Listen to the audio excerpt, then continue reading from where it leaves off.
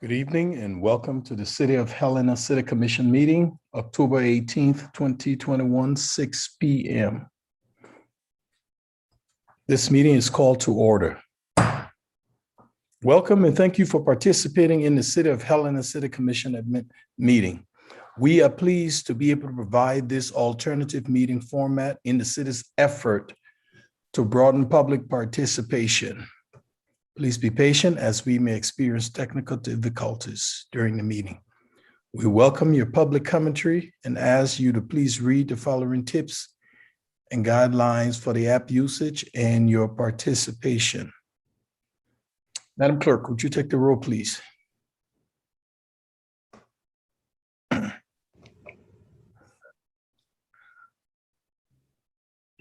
City Attorney Joden. Here. City Manager Harlow Schalk. Here. Commissioner Halliday. Here. Commissioner Dean. Here. Commissioner Logan. Here. Commissioner O'Loughlin. Here. Mayor Collins. Here.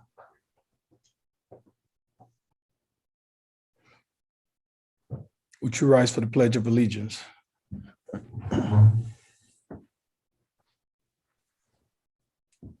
I pledge allegiance to the flag and to the republic for which it stands, one nation, under God, indivisible, with liberty and justice for all.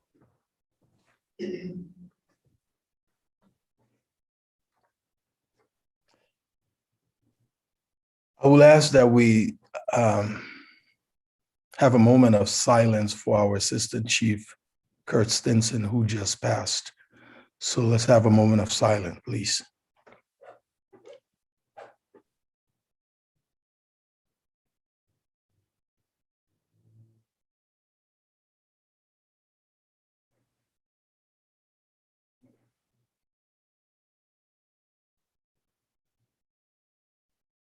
Amen. Thank you. Due to the recent death of Assistant Chief Stinson, Police Chief Hagen Day was postponed. So that item has been postponed and for a later time. We'll move on to item 4, consent agenda. Manager Harlow Schalk. Thank you, Mayor and Commissioners. Good evening. Mayor, I recommend you entertain a motion on consent for claims paid on September 9th and 10th, as well as 17th and 24th, in the amount of, for a grand total of $2,484,397.74.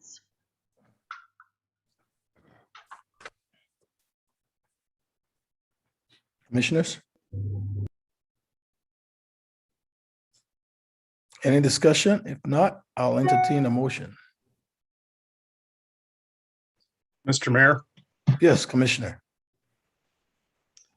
just a moment, please. I'd move to approve claims paid September 9th and 10th, 2021 in the amount of $2,219,805.34. Claims paid on September 17th, 2021 in the amount of $262,417.27, and claims paid on September 24, 2021 in the amount of $2,175.13 for a grand total of $2,484,397.74. Second. It's been moved and seconded. Any discussion? Madam Clerk. Commissioner Halliday. Aye. Commissioner Dean. Aye. Commissioner Logan. Aye. Commissioner O'Loughlin. Aye. Mayor Collins. Aye. The motion carries 5-0. Thank you. Madam Harlow Schalk.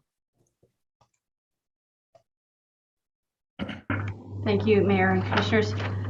Next, I would request on consent that you also entertain a motion to accept the 2021 State Homeland Security Program Hazmat Sustainment Grant. The total grant will be applied for $40,000 to address and sustain equipment and purchases of supplies that ensure the readiness of the hazardous materials team within our team jurisdictions. Commissioners, any discussion? I'll entertain a motion. Mr. Mayor, I will move to accept the 2021 State Homeland Security Program Hazmat Sustainment Grant funding in the amount of $40,000. Second. It's been moved and seconded. Any final discussion? Madam Clerk? Commissioner Halliday, Aye. Commissioner Dean, Aye. Commissioner Logan, Aye. Commissioner O'Loughlin. Aye. Mayor Collins. Aye. The motion carries 5-0. Oh. Communications proposals from commissioners.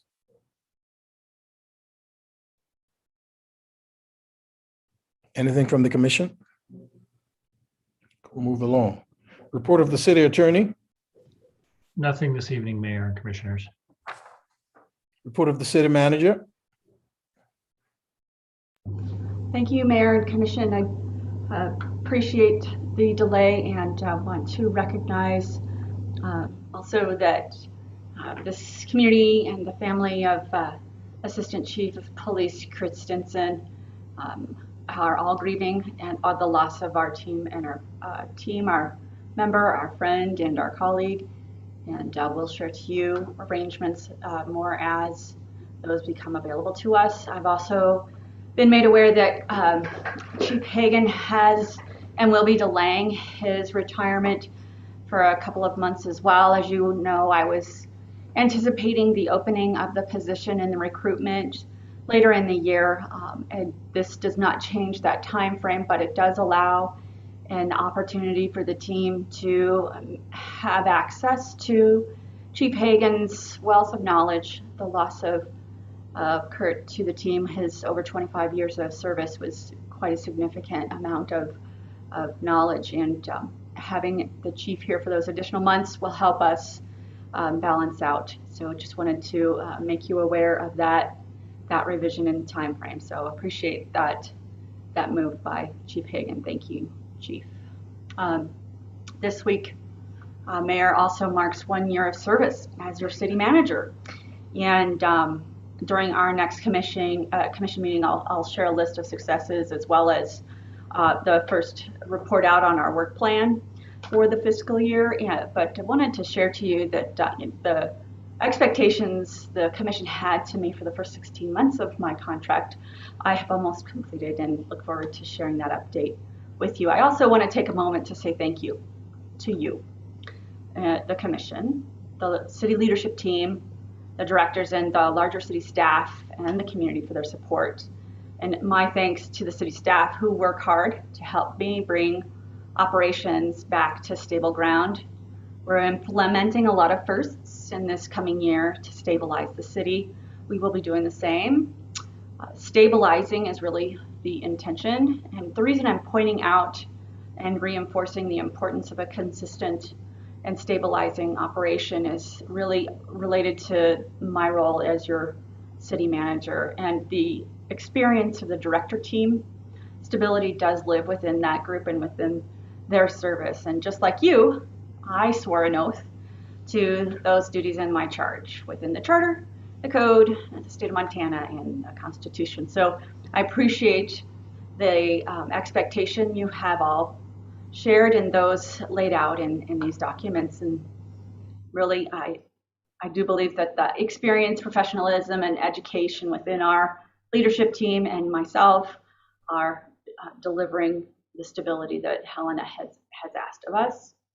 I want to also note that as we move into the next year and starting any new projects, I'm sure you'll be contemplating those things that you would like for me to be implementing, and I want to really share that I would love more clarity, and as you know, I've asked for on new programs and this last weekend, I spent a great deal of time reviewing our city ordinances and making sure that we are working towards accomplishment of what the commission has asked of us, including within the ordinances, those city departments and the charge within them. And most notably, I've noticed that new operations and services that we've been discussing aren't in there. And this is an opportunity to have a greater conversation around those. Those items in particular are within the social services of behavioral health and homelessness, and want to make sure that we're responding to the ask of the commission most clearly. As your city manager, it's been interesting really listening to the community and trying to understand who I am. I've had comments around a lack of understanding as to what my decisions are and how I might be moved politically in particular areas. And I really appreciate your support, the role of city manager. And I take an oath as a city manager to follow an ethics code. And as part of that, it is important that I stay out of politicking and provide policy recommendations based in the expertise of your team that is hired as city staff. So what happens though, as time goes by and we lose leadership, there's a loss of institutional knowledge. And that loss has occurred here, and we're working to rebuild that. It was really a loss that many feared, maybe even 15 years ago, with the retirements of baby boomers and a massive loss of institutional knowledge. So we're rebuilding that knowledge. I really want to underscore, though, that this isn't about a gap in the team. The team is exceptional. They work hard. They provide excellent review and spend time necessary to provide their expertise in conversations that are informed as part of recommendations to you. So what was here and what might have been expected of the organization is not here today. What was here 7 years ago. The services are still being provided, but the team has been waiting for a manager who will champion their ideas and their work and defend their expertise and accept fault when needed. That person is a leader, and I believe I've been living up to those expectations of the team and that of the city's charter, the voice of the voter, and what the commission expects of me. So I appreciate this opportunity and look forward to sharing with you in the coming weeks the update on my activities.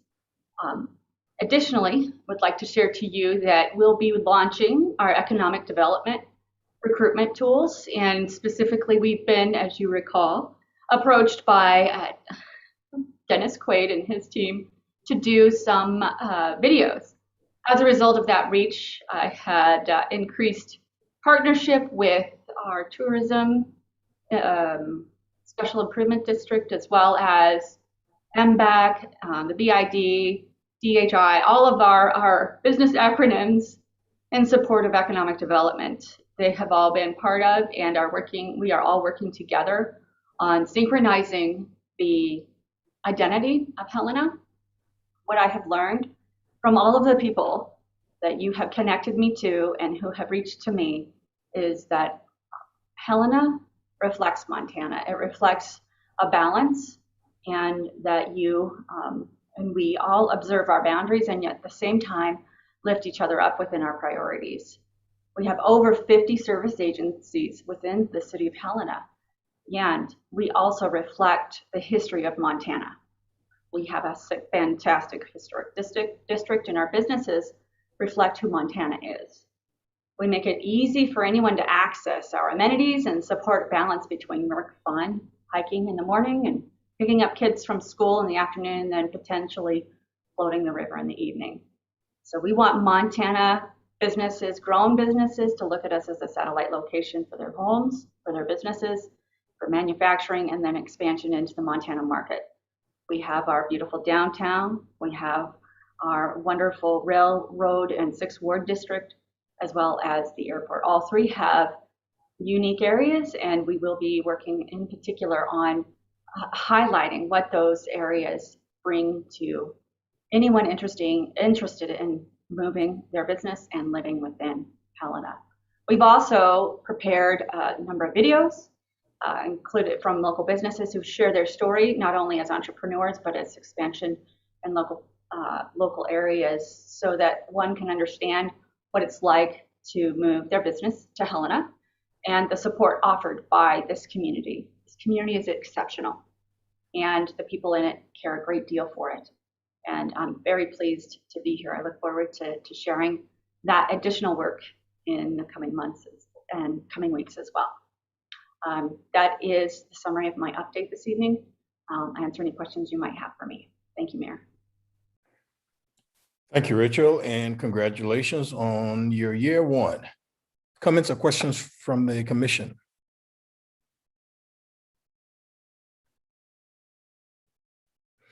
All right, regular items. Consider first passage of an ordinance granting a franchise to TDS Metrocom LLC and allowing the construction, operation, regulation, and control of a cable communication system within the city of Helena, Montana. Manager Hollishock. Thank you, Mayor and Commissioners. This item is the ordinance granting a franchise opportunity to TDS Metrocom LLC.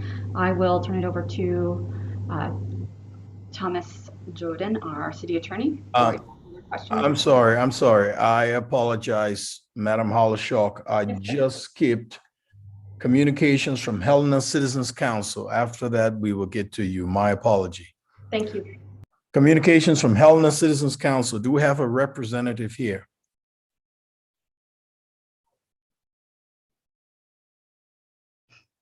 Madam Clerk, do we have a representative on the line? Yes, Mr. Mayor, I will give John Andrew his mic. He had his hand raised for a moment. Okay. You have the floor, Mr. Andrew. Good evening, Mayor and Commissioners. John Andrew with Helena Citizens Council. The only thing I have to note is for our upcoming meeting on October 27th, where our guest speaker will be Director David Konopke of the City Transportation Systems Department. And he's going to provide us with updates concerning what we might expect this winter in regards to snow removal, street maintenance, and vehicle removal. So thank you very much for fitting me in. I appreciate it. You bet. Thank you. Comments or questions for Mr. Andrew? Thank you, Mr. Andrew. Now, regular items. A, consider first passage of an ordinance granting a franchise to TDS Metrocom LLC and allowing the construction, operation, and regulation and control of a cable communication system within the city of Helena, Montana. Manager Hollishock. Thank you. Thank you, Mayor. Again, this item is to address the TDS franchise within the city, and I'll turn it over to City Attorney Jordan now. Thank you. Mayor and Commissioners, thank you. This is first passage of an ordinance granting a franchise to TDS Metrocom LLC. They would be a new entrant into the city of Helena, providing cable television service along with internet and telephone service. Federal law regulates almost all aspects of cable service, but a provider is required to obtain a franchise agreement or authority from the city, and state law requires the granting of that authority to be expressed via an ordinance. The city can impose conditions, but they can't unreasonably refuse to award the franchise. Staff, along with our outside counsel from River Oaks Communication, have negotiated a franchise agreement, which is included in your packet. It is substantially the same as the incumbent Spectrum Charter Bresnan, because federal law requires parity between cable TV providers. We have negotiated the provision of service to various facilities within the city, And as an aside, and I think I mentioned this at the last meeting when talking about first passage of application fee for franchise and other telecom applications, that TDS has already agreed to reimburse the city for its costs in reviewing the agreement and negotiating the agreement, which is about $5,500 at this point. This will tonight, if you approve the motion for first passage and set a public hearing, we will have that public hearing on November 8th, 2021. Can answer any questions that the commission has. Comments or questions from the commission? Mr. Mayor, I do have one question. Please go ahead, Commissioner. For the city attorney, I know last time when we had part of this discussion with the fees, you had mentioned that the Spectrum agreement, I think, is set to expire in 2027. And I'm just curious if it's not possible, or if there's a way that we can, I guess, line up so these agreements would be expiring at the same time for when they're renegotiated, or if that would have a benefit, because it appears that that continues to be an issue for us with them not lining up. Mayor Collins, Commissioner Dean, that's correct. Charter's franchise agreement would expire in 2027. We did propose to TDS that we grant their agreement to match up with Spectrum's, but unfortunately they would not agree to those terms. Any other comments or questions from the commission? Yeah, just a similar follow-up question in that vein. When the last time that Charter Spectrum came in, the commission on the first round, I can't remember if tabled it or sent it back or put amendments on it that it then sent back to Spectrum. I'm just curious why we don't think we can just simply say to them, hey, let's have it sync up with the existing contract. And if this is of value to you, then we'll agree on a date. Sure. I will, Mayor Collins, Commissioner Halliday, I will double check with counsel, expert counsel. But my recollection is that a 10-year agreement is roughly the industry standard. I can't recall if it's mandated by the Cable Act, but I will double check that. Of course, it's certainly within the Commission's prerogative to table the item tonight if you'd like us to, I guess, repropose that agreement language and have it only be what would be like a 7.5-year agreement or 6.5 year agreement.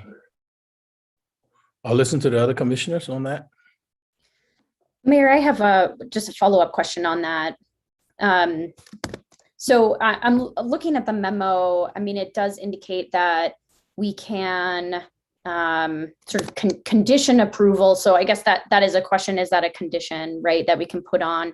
And so would it make sense for us to table this today to get sort of those full answers before we set a public hearing? I'm just wondering, can we amend it or condition it during the public hearing? Mr. Jordan? Mayor, Commissioner O'Loughlin, I suppose you can do it either way. I think the concern from a negotiation structural standpoint is what do we do in presenting an agreement that TDS potentially will not agree to? So I think it's probably best to get it sorted out now, although I tend to think it is sorted out, but reconfirm the authority, or whether we have the ability, whether the city has the authority to force it upon TDS, and then bring it back once we have a firm answer on that. We do also, under the Cable Act, have a 6-month timeline, and I think we have a little bit of time. I want to say we're at like 4.5 months right now. Yeah, 4.5 months. Thanks, Mr. Jordan. Any other comments or questions from the commission? I guess maybe one other question to the city attorney. In your conversations, were there other conditions that you would recommend that the commission consider in approving the franchise agreement? Mayor Collins, Commissioner Halliday, we have to by law stick close to what we have an agreement with Spectrum for. So we're limited largely with that regard, but we did, if you look on page 79 of your packet has an exhibit of where we have asked that TDS provide cable drops to. That's a little bit more expansive than Spectrum currently provides, but that comes with a caveat that the cost of providing that service comes out of the franchise fee under the new FCC rules. So what, and we have never determined what the cost of that would be with TDS or with Spectrum. I don't suspect it's a substantial amount of money, but it does have to come out of whatever the franchise fee is. Any other comments? I guess, Mr. Mayor, I would, well, first I'd be in support of tabling so that we could find out, further negotiate to get it lined up with the Spectrum or Charter franchise agreement. But I'm curious how other communities handle this that do have multiple franchise agreements, because it seems if they are unwilling to agree to the to lining up these expiration dates, I mean, how do other communities handle this? Because if we continue to get more requests, it just feels like it is a cycle that will continue without us ever being, like, if we're going to correct it, now should be the time that we do that. Yeah, Mayor Collins, Commissioner Dean Billings just signed a franchise agreement with TDS, and it was for a 10-year agreement. I don't know what their other agreement with Spectrum or Bresnan was, but I suspect they are in a similar situation now where they have two distinct timelines. And since the agreements have to match each other, you have this difficulty of properly being in a stronger negotiating position when you have to match agreements. Well, and Mr. Mayor, just a comment. I mean, I think Commissioner Dean's brought up an important point. When we did the last agreement with Spectrum, there were at a minimum two provisions I recall that are added in there that I see in the TDS contract having to do with the HD channel that was provided. Spectrum had some pretty bad language in there that ultimately we got them to back off of, so that we would have the HD channel. And then also the language regarding bundling that got put in there as well. Had that language not been able to be negotiated last time, or it been brought up as a unacceptable condition, we wouldn't even have that language today. So it's a pretty important piece to figure out if we can get these lined up. Otherwise, we've created the contract that everyone in Helena is going to have to live with into perpetuity. Thank you. Yeah, I will also agree that I'll support Mr. Jordan going back to get the necessary information we need to move the contract forward. So we'll support tabling this item for further reasons. Mayor, I would recommend a motion if that's the commission's desire, table to the call of the city manager. Okay. Mayor, should we? At this time, I'll entertain public comments. Madam Clerk, would you check to see if we have any member of the public wishing to address this topic? Mr. Mayor, Commissioners, I have no hands raised online. I have received no written public comment. The chambers has no one at the podium wishing to make public comment. Thank you, Madam Clerk. Are you still without any raised hands? Yes, Mr. Mayor. Thank you.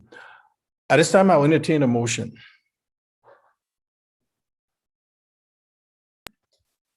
Mayor, I will go ahead and move to table first passage of an ordinance granting a franchise to TDS Metrocom LLC and leave it to the subject of the city manager to put it on a future agenda. Second. It's been moved and seconded. Any further discussion? Madam Clerk? Commissioner Halliday, Aye. Commissioner Dean, Aye. Commissioner Logan, No. Commissioner O'Loughlin, Aye. Mayor Collins. Aye. The motion carries 4-1. Thank you.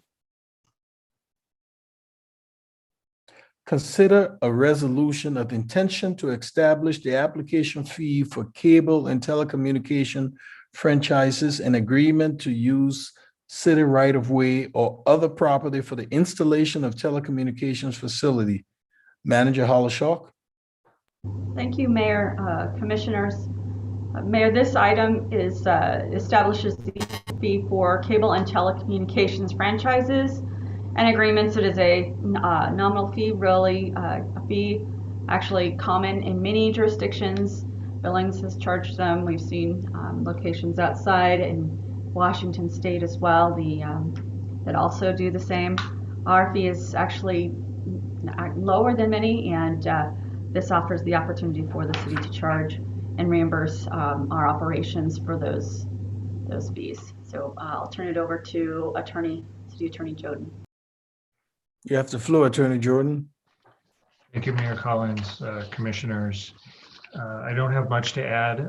We are proposing that the fee be $2,500. In your memo is a what I feel is a very conservative estimate that lays out the amount of work that the various city departments that are involved in reviewing a franchise or telecom approval process are required. And you can see it does take several departments: the city clerk, engineering, public works, transportation systems, city attorney's office, and the city manager.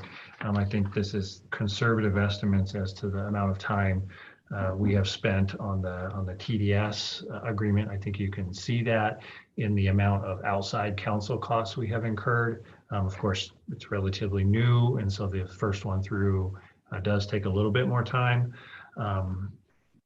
And I will also remind you, which is later on in the agenda tonight, is final passage of an ordinance requiring the payment of this fee. So this resolution starts the process to establish the fee. But in addition to this fee, the ordinance requires applicants to pay for all out-of-pocket processing costs and reasonable outside attorneys and consultants fees. So not only will the applicants be paying $2,500 to apply, they'll be paying the actual costs for those additional costs that the city incurs to review and process these. I think cable providers, telecom, broadband providers understand these are fairly complicated deals, as we just discussed in the last item. And to get them through the city's process, which it is not accustomed to using, it's necessary to recoup these costs and make them go as fast as possible. So with that, I'd recommend a motion to approve a resolution of intention to establish application fees and set a public hearing for November 8th, 2021. Thank you, Mr. Jordan. Do we have any comments or questions from the commission? Mr. Mayor, just a question for Mr. Jordan on the motion. In the second piece of the memo, the new format, it includes the to amend Exhibit A. Do you want that included? Yes, please. Yep. I didn't read it word for word. Any other comments from the commission? Do we have any public comment? Just a question for the sorry. city attorney. Just because we haven't had it before, maybe because I don't understand the terms of art, what's the difference between like a cable franchise with Spectrum and a telecommunications franchise, or is there none? Sure. Mayor Collins, Commissioner Halliday. So cable would be like Spectrum, Charter, or TDS. We did have another applicant in the process, but they withdrew a couple of months ago. Those are your cable providers, usually your triple play. But because they provide cable TV, they have to get a franchise agreement. The telecom would encompass, or is intended to encompass, all of the other providers that are not allowed to use the right of way as a matter of right, more specifically broadband service. And we are seeing applications for broadband service to use the right of way to put their lines in stormwater or sewer mains, through city parks, and those are along those same lines as cable franchise. There's obviously there's more leeway. We wouldn't be considering a franchise agreement. We would be looking at a right-of-way use agreement or something similar. But the processing and review of those is very similar in terms of expertise and time to process. And so then just on, could you elaborate a little bit more on the distinction between this fee and this cost recoupment that we're going to be talking about later, to just understand sort of the distinction between the $2,500 fee, which appears to be based on staff time and other estimates, and then cost reimbursement, which also seems to be based on staff time and reimbursements. Yeah, so the application fee is to cover the administrative expenses and staff efforts to develop, draft, negotiate, and finalize a cable or telecommunications franchise or agreement for the use of city rights of way.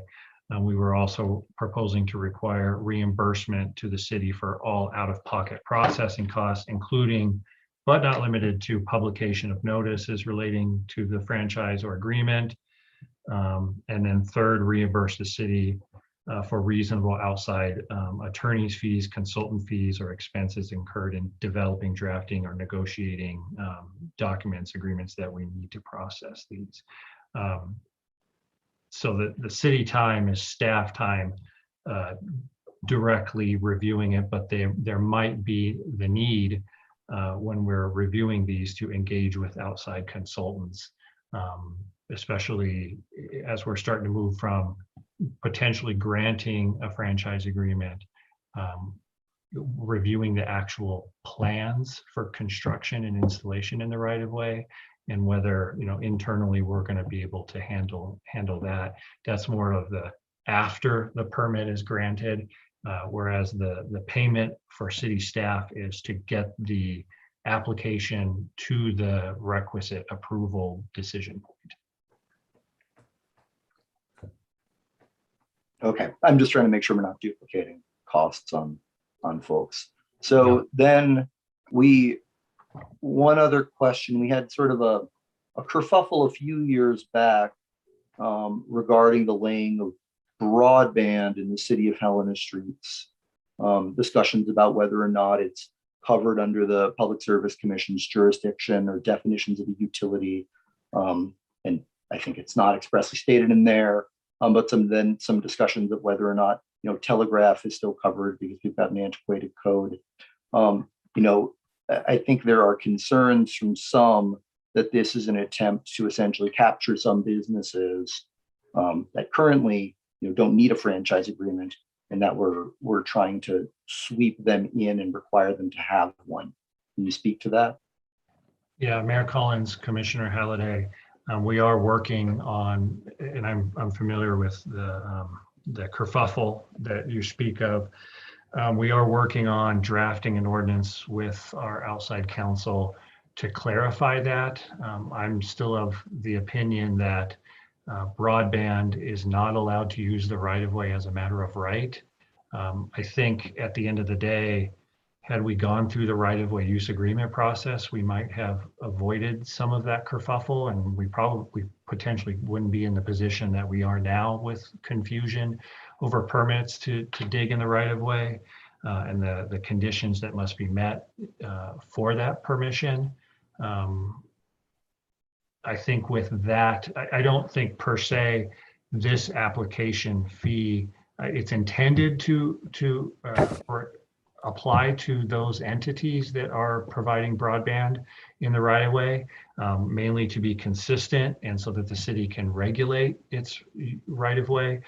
we are seeing a potential number of entities wanting to use the right of way. And frankly, we're going to be running out of space given the width we have and conflicts with our existing utilities. So there is, I believe, a need to regulate them and review them and not allow them as a matter of right. And the fee doesn't necessarily do that per se, but we are moving and will be proposing an ordinance that clarifies the right-of-way use agreement regulations so that everybody is treated the same and we are reviewing them equally.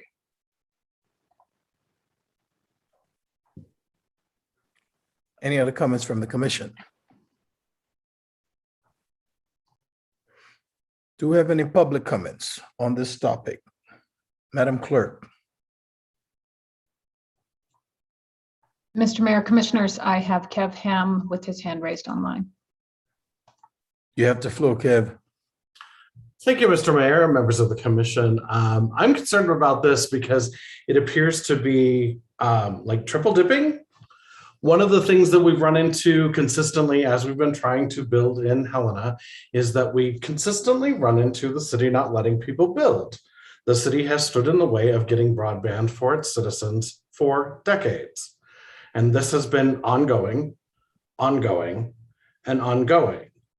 And while I understand there is the desire to never actually do work, the fact is, if companies are willing to come into Helena and they want to be a part of this community and they want to build here, it'd be really nice if the city, instead of saying, oh, we're going to put up several more roadblocks, put them in. And I would point out, that means that I'm going to have more competition and it's going to be harder for me to capture business. That's the goal. In the end, the goal is to make sure that every business, every home, every office has great broadband and great options for broadband. And that requires that the city do better. This sort of, we're going to step in, we're going to create a new fee, we're going to add new processes, we're going to add more red tape, we're going to make it worse for everybody, is just going to consistently do the same thing that has happened with housing and everything else. They'll go to the county. They're not going to come to town. They'll go away from here because you're making it harder to do business here simply because you don't want to do the job. That's unacceptable. I really, really hope that you will turn around and say, no, we want to have business here. We want to put TSI out of business because we have so many other great cable companies that are coming in and doing this. And that requires you to step up and do the right thing, which is to say no to this because that's a ridiculous thing. Thank you for your time. Thank you, Kev. Madam Clerk. Mr. Mayor, Commissioners, I have no other hands raised. I've received no written public comment online, and it appears that no one in chambers would like to make public comment on this matter.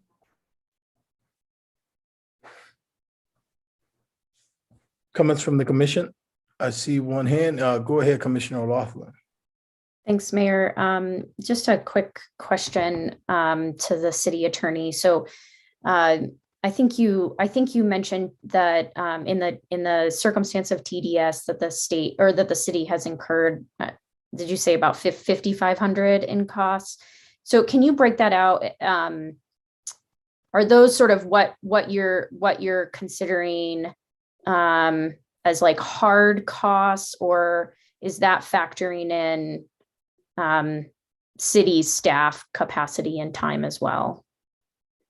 Mayor Collins, Commissioner O'Loughlin, that is the cost that River Oaks Communications has spent in assisting us with processing TDS's request for a franchise. Along those lines, this is cable franchise, telecom is fairly complicated, and we are not experts at this at the city, whether it's the city attorney's office, public works, city manager's office. There are much bigger cities than ours that charge these fees and have much more expertise than we do to process these. I view this proposal as a means to actually improve the process. If we're going to rely on existing resources, I think you're going to continue to see the struggle that we have had in the past. Mayor, just real quick, just a quick follow-up to that. So when you say that this is what they're reimbursing Is it outside council time, or are you billing your time or staff time to the company as well? So Mayor Collins, Commissioner Also- O'Loughlin, the $2,500 is proposed to recoup city staff time, regardless of if it's more or not. And then in addition, if the ordinance is passed tonight, which is item 10A, we would also, the applicant would also be required to pay the actual costs of outside counsel and consultants above and beyond what staff may need to process it. Because, I mean, the reality is, outside counsel and consultants don't just process the whole thing themselves. They're not experts on drafting these memos to get before commission, public hearing notices, so on and so forth. Right. So, sorry, Mayor, just to clarify. So I was speaking about the TDS specific, the 5,500. Is that simply outside counsel and hard costs? Or are you also billing TDS for your time and other staff time? That is only for outside counsel's costs. Okay, thanks. So, go ahead, Commissioner Dean. Oh, thanks, Mr. Mayor. I had two questions. One is right now, since this is just up for consideration and has not been passed, what funds are currently paying for this evaluation to happen? And then two, how many companies are currently under review or potentially coming to the city that we will have to review? Mayor Collins, Commissioner Dean, in terms of River Oaks time, that's a combination of the outside legal services line item in my budget, and to some degree the city manager's budget. In terms of city staff, it is just built into the work that we do every day. For the city attorney's office, being borne by the general fund. And then remind me, what was the last part of your question? How many of these, for how many companies are one, you're having to review right now, and then two, how many more do you expect, let's say, before the next fiscal year? So currently, we have been talking with a telecom broadband provider. They have not applied yet. Previously, I can't remember if they were first or behind TDS, there was another cable provider that was seeking, and we got actually right down to where we are now, which is a final negotiating agreement, and spent a substantial amount of time on that agreement.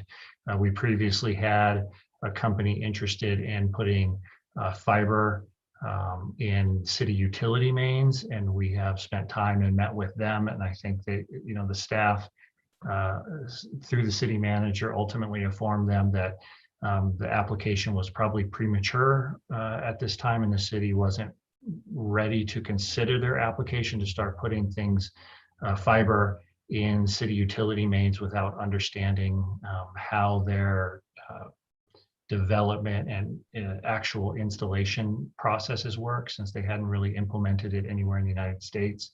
So currently we're still working on one, but the impression is that with the federal funding for this sort of work, we're trying to get ahead of the curve and be prepared for those folks who want to come in and provide either additional cable television services or broadband.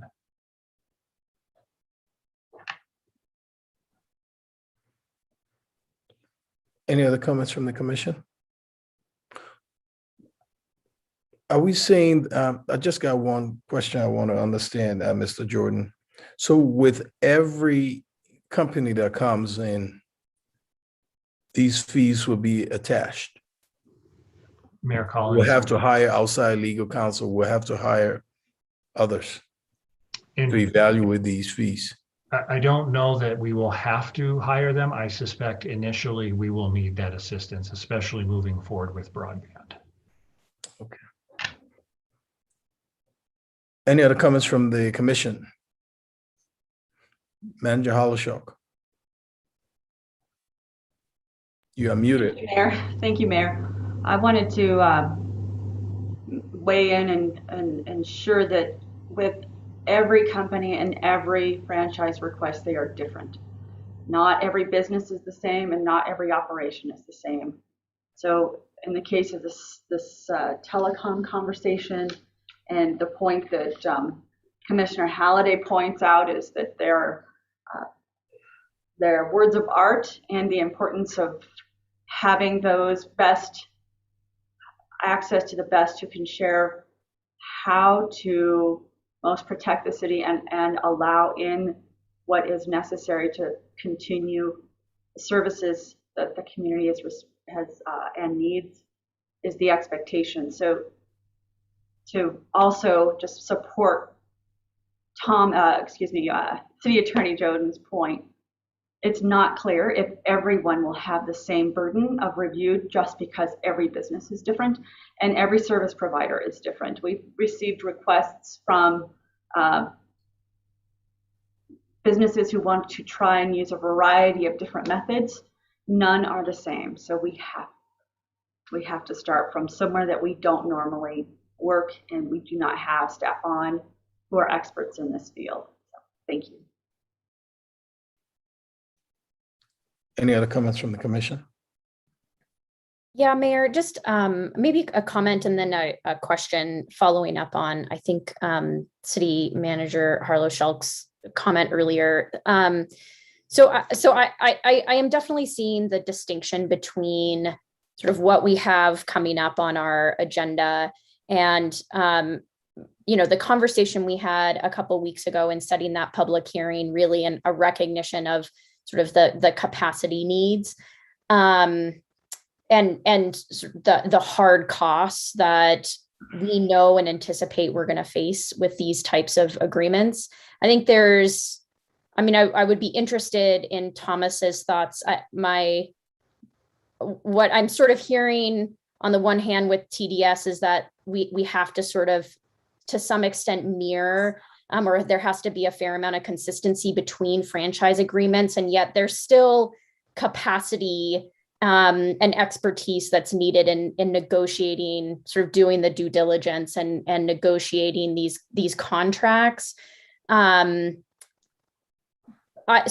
that's sort of like one, if you have any kind of response to if they're the same, like why does it take so much capacity, or if they're relatively similar agreements.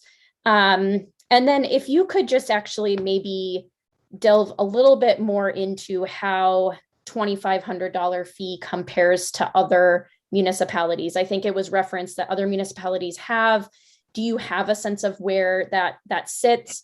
We have other types of fees and other departments, building fees and others. So it's not unusual to impose a fee for the processing. But I am curious about sort of how this compares with other municipalities. Mr. Jordan? Mayor Collins, Commissioner Lachlan, I don't know how much the actual fee is.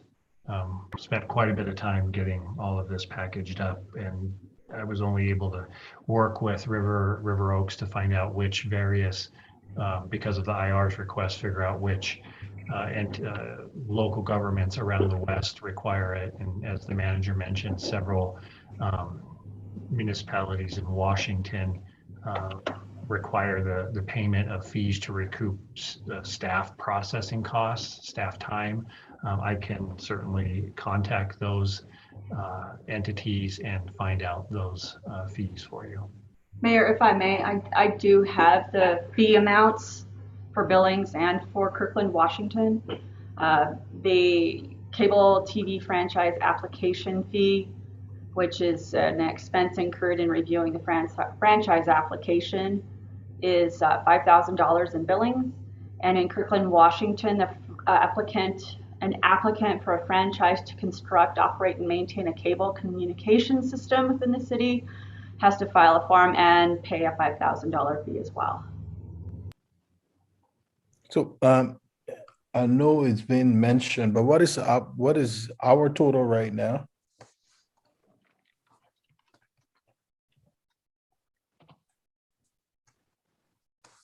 Mayor, just for outside legal services for TDS has been about 5,000, 5,500.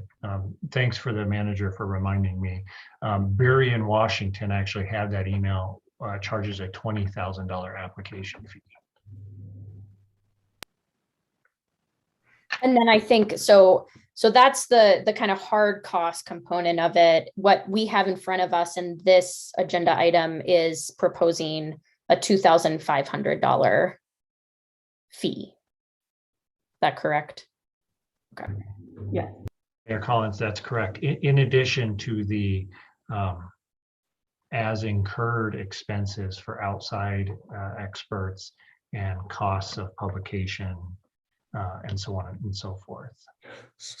So then, I know you said, Manager Hollishock said this before, so that means it could vary according to the amount of hours used by another company for outside counsel. Mayor Collins, that's correct. The $2,500 will always be applicable. Right. Out-of-pocket costs, as they are reasonable, could change depending on the nature of the application. And as the manager mentioned, they are not always the same. Thank you. Any other comments from the commission? Oh, Just one Commissioner more. Dean. Yeah, I just had one more question. So, given your answer to my previous question, is it fair to say that the city's, been incurring a lot of these costs, and say if this or this resolution were in place, we wouldn't necessarily be, we wouldn't be out the money, but right now we're incurring costs and some companies aren't even coming here to provide services to our residents. Is that correct? Mayor Collins, Commissioner Dean, I believe that's correct. Yeah, we have met with folks before they have even applied. I suppose the other way to go about this is during the budget process, we will, request money for services to provide this review. I mean, if the expectation is that we provide a competent and strong negotiating position of the city, I firmly and strongly believe we need to have that expertise to accommodate that. Thank you. Okay, I don't. Just a question on the fees portion. I mean, it makes sense to me. When we discussed the reimbursement for outside costs, that's always made sense to me. The last time we did battle with Spectrum, it really did feel lopsided. I think it's a good idea for municipalities to have that. I'm still grappling with the cost, and I appreciate the numbers because they help put it in context for me. This $2,500 seemed relatively steep, and I was trying to look up some of our other fees and try to gauge, what a subdivision review fee, street opening fees, and they're all significantly lower. And I'm guessing the answer would be, well, we've got a lot of staff expertise in that, right? That's our bread and butter. We do that regularly. I'm just wondering, is this something that, because it's new and different and scary, it takes everybody a lot more time right now? We're going to be good to go in the next two applications, or, do we have to have it that high, I guess is the question. Thank you, Commissioner. Mayor Collins, Commissioner Halliday, just for example, the city attorney's office, we estimate spending about 10 to 12 hours on each one of these, which I think is pretty conservative and a pretty fair estimate, even if we have been through them. Yes, TDS was, we have to mirror Spectrum's agreement, and if we have a future cable TV provider entrance, we will have to mirror that. But we still spend time in Zoom meetings, reviewing the franchise agreements, editing franchise agreements, drafting the ordinances, memos, and public hearing notices, doing research on the various unique characteristics, in addition to outside counsel, so we make sure that we're not missing anything local with our perspective. So I think, for example, just the city attorney's office is 10 to 12 hours, and at $66 an hour, you can see that the city attorney's office is about $990, almost $1,000. And when you start adding in the other departments, I think $2,500 is a fairly conservative estimate as far as the time spent to review these applications. Thank you. Okay, any others? Manager Hollishaw, quickly. Thank you. I just wanted to take a moment, Mayor, and remind the commission that this year we'll be studying all the fees, rates, and structure within the city. And this is part of the conversation, is to make sure that we can clearly identify how we arrived at the dollar amount and able to defend that into the future. So those fees that you may be reflecting on citywide are also fees that haven't been analyzed in quite some time, and ones that we will be reviewing this year as well. Thank you, Mayor and Commission. Thank you. I'll entertain a motion at this time. Mr. Mayor, Go ahead, Commissioner. thank you. One moment. I would move to approve a resolution of intention to establish the application fee for cable and telecommunication franchises and agreements to use city right-of-way or other property for installation of telecommunications facilities, and amend resolution number 20488, Exhibit A, and set a public hearing for November 8th, 2021. Second. It's been moved and seconded. Any final comments from the commission? Yeah, Mayor, I'll just say, I mean, I think overall, I'm convinced that we probably need to recoup definitely the hard costs and to some extent the soft costs. Between now and November 8th, if anyone's interested in, whether or not the soft costs should be decreased, I'd be interested in that. But otherwise, I think I'm comfortable with it. Thank you. Madam Clerk. Commissioner Halliday, Aye. Commissioner Dean. Aye. Commissioner Logan, Aye. Commissioner O'Loughlin, Aye. Mayor Collins. Aye. The motion carries 5-0. Thank you. Consider an access across city property, Perseverance Plaza, MS 8212, and Bonanza Plaza, MS 9526, near Scott Reservoir to private property. Manager Hollishaw. Thank you, Mayor and Commission. I do believe that Director Leland is also in attendance this evening.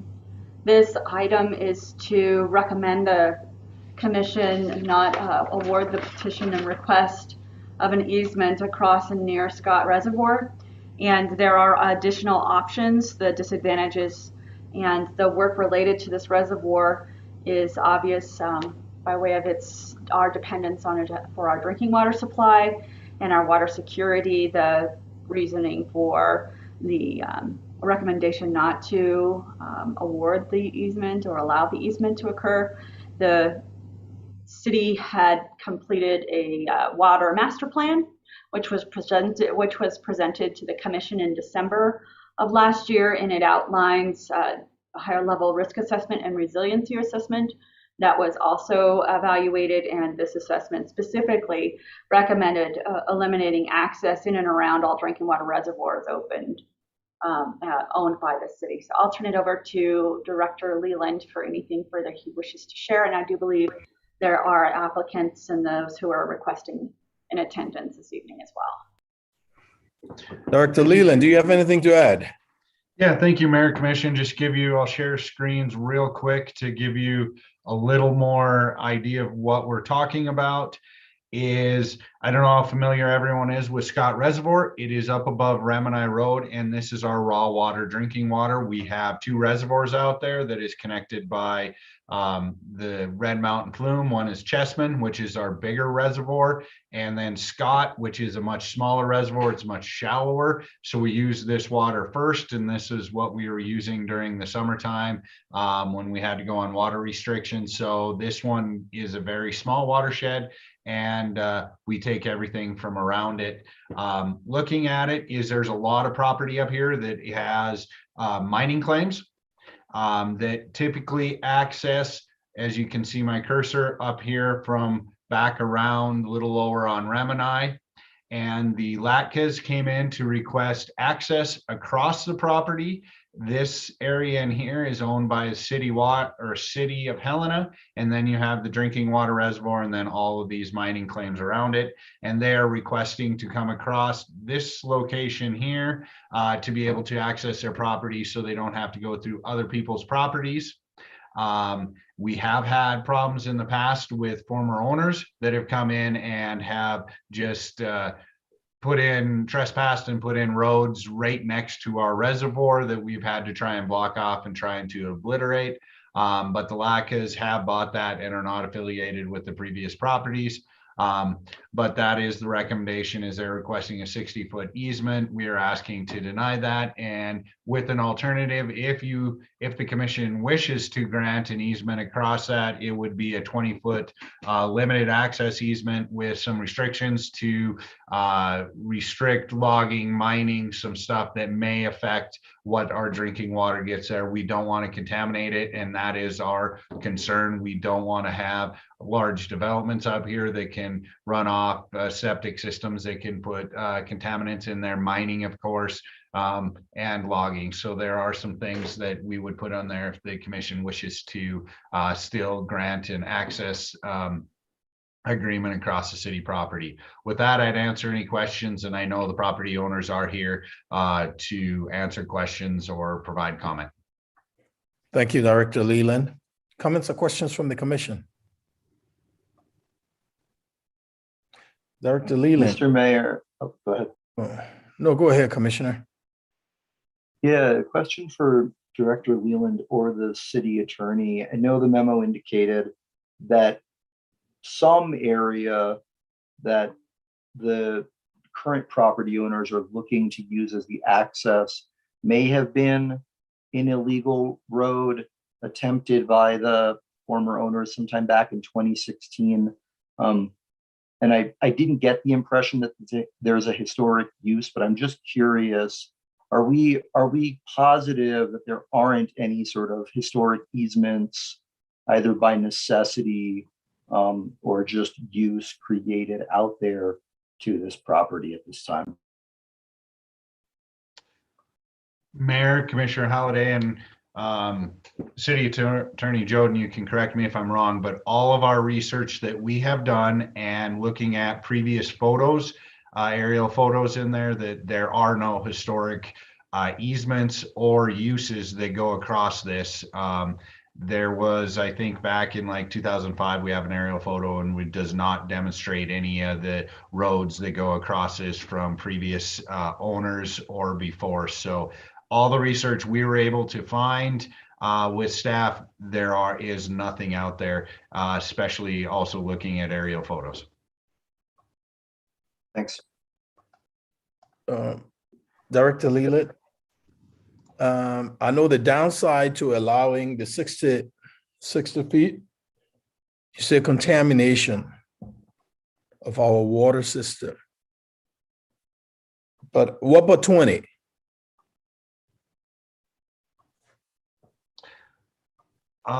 Mayor, commissioners, if I get what you're asking is why we went with 20 feet instead of 60 feet. No, I mean the alternative you said is 20. Correct. So what kind of contamination are we looking at with 20? With 20 feet, we're still going to have some sediment contamination going in there. That's our main concern. And then with the vehicles, you are still going to have limited but potential for some of the oil wastes that are out there. So just with the 20, it's much more narrower, much less sediment that could possibly run off. And then we don't want to have just a big wide road that all people could use and go around and start to use this as a main access. And then who knows what the contamination being with four-wheelers up there and whatever else that could be up there if we have a very large road going through there. Thank you. I see quite a few hands, so I'll just start from the top. Commissioner Dean. Thank you, Mr. Mayor. So I get on the screen for Director Leland, their current access to the property is to the east, right? Mayor, Yes, there. Commissioner, yes, it's over here. I will let them discuss it, but I guess there is some potential problems with being able to access and cut off of roads, but the applicants can speak to that. Okay. Mr. Jordan. Mayor, I just wanted to confirm what Director Leland responded to in terms of a historical access. We've also not gotten any information from the Latkas or the previous owners as to the alleged historical access to their property across city property. Kind of going back to the previous topic, I spent a significant amount of time looking into this, researching it, helping Ryan and his staff craft the memo, but we did not receive any information that we could look at that might help us determine it. We didn't find any recorded legal documents. And in terms of legal authority, we did the best we could with the Mining Act, but we don't see any proof of that access across city property at this point. Thank you. Commissioner Logan. Thank you, Mr. Mayor. This question sort of builds off of the question you asked. For staff, relative to the 60-foot easement versus the 20-foot easement, do those concerns that you expressed in the memo, there were about 11 of them that were as a result of a risk and resiliency assessment that was done by a private consultant. Are those concerns still present, whether it's the 20-foot easement or the 60-foot easement? Mayor, Commissioner, they are still present. It mitigates it a little bit, but they are still present because you are going to have still the use that is up there, and that there will be a road that accesses it. So they are still relevant concerns, but they are mitigated a little bit. Just instead of a huge 60-foot road in there, it's only going to be 20 feet, but there are these concerns that are still there. Thank you. Commissioner O'Loughlin. Thank you, Mayor. I think a question for probably Director Leland. So I'm looking at the memo that we received in our packet, and I'm looking at page 97, kind of a third of the way down. It references the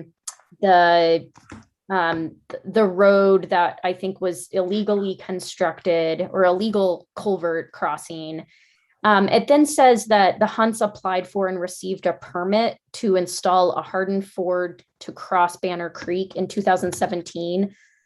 Who would have approved? Is that the U.S. Forest Service, or is that the City of Helena that would have approved that permit?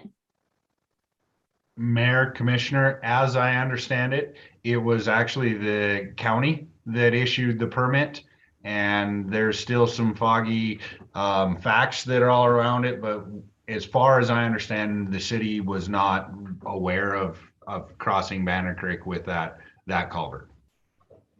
And then would you mind, can you just show where sort of that is on the map, kind of like roughly where oh, I can see it. You've got the illegal right there. Right. Okay.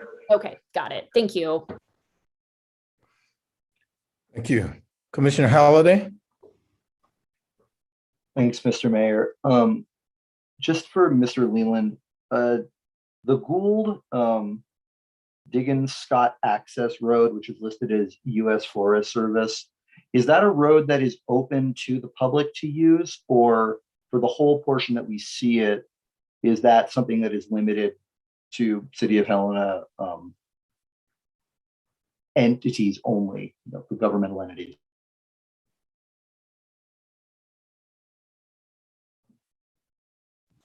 Mayor, Commissioner, the access road here that is the Gould that is there, this is open to everyone. This is the Banner Creek Road, I believe is what you're discussing, and that is open to everyone. That is the road that goes across Scott Reservoir. I am aware that there is a very big road that goes across our dam, the dam right now. So you anticipated my next question, which was seems like a lot of people already drive directly adjacent to this reservoir, or at least have the opportunity to. But thanks. So what's, just to follow up with Commissioner Halliday, so what's the contamination rate down there then? Mayor, the contamination rate, it's, it's hard to quantify right now. What the road and how it is constructed, we'd have to look at where all the runoff is going to be, and then getting into the Banner Creek and then also into Scott. It would purely depend on what kind of development that we're going to have, how much is going to be and where it's actually going to be constructed on the property itself. And if we're going to experience any clear cut forestry, which we are saying to limit if we allow a 20-foot easement or an easement to go across the property, that'd be our recommendation, to limit that. But they still have access and can use their property once they get on it. So those are our concerns. Thank you. I appreciate that. One final question from me, and then I'll be quiet. Maybe the applicant knows the answer, but I'll ask you anyway. Do you know the cost, the various costs?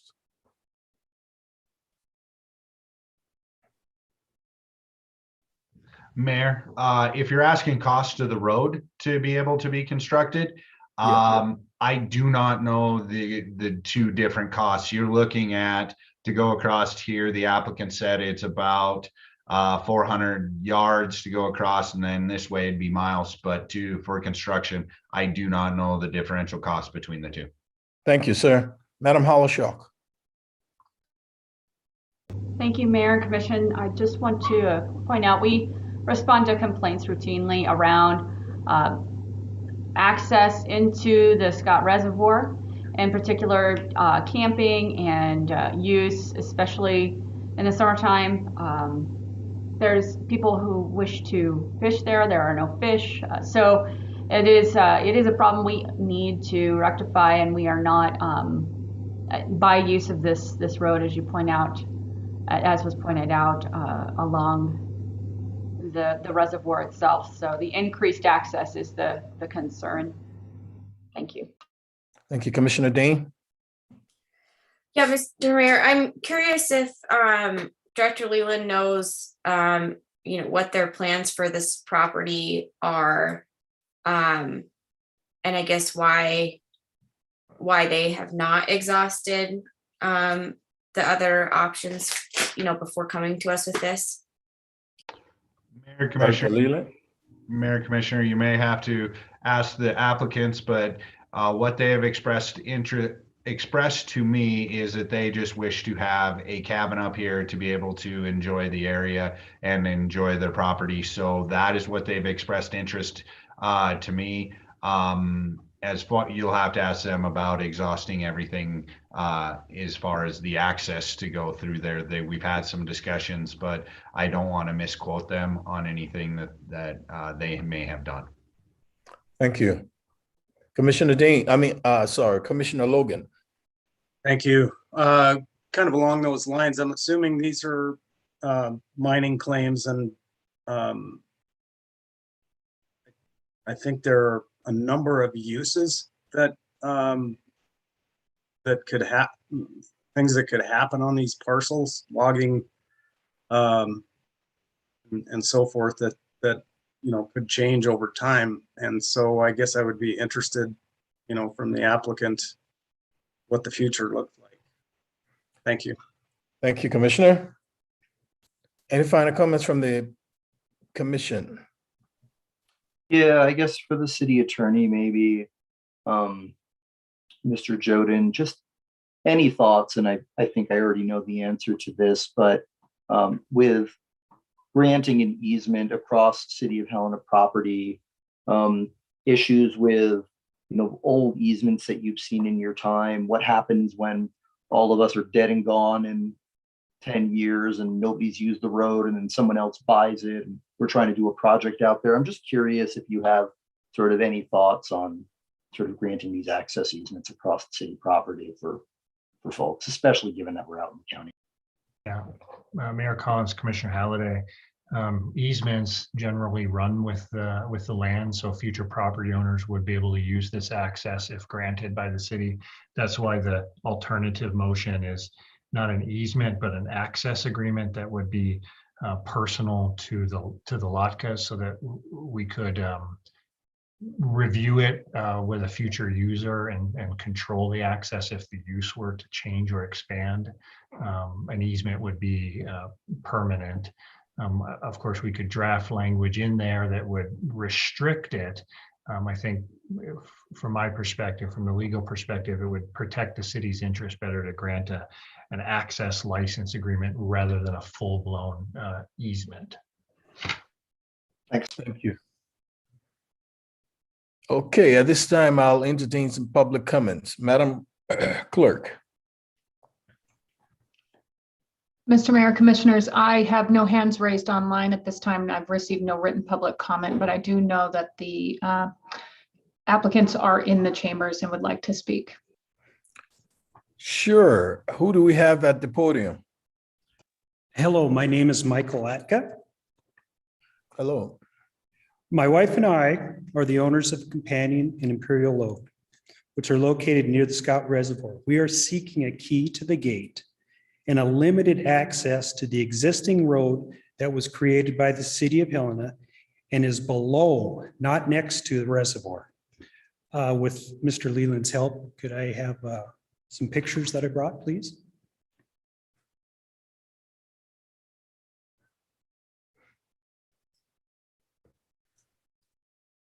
Sorry, wrong one. Just a second. Thank you.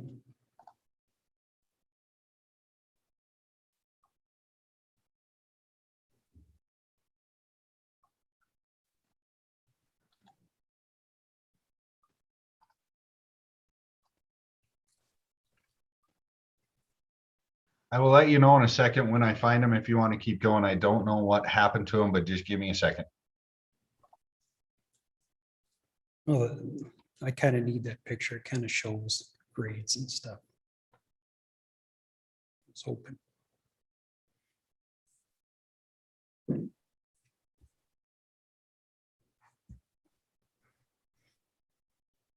Maybe I'll speak first. Sure. Is that If you okay? don't- I'm his wife, Karen Latka. Along with my husband, Mike, we are approaching this situation as neighbors in a partnership with the City of Helena. We want to go about pursuing access to our property through the proper channels and working together as neighbors.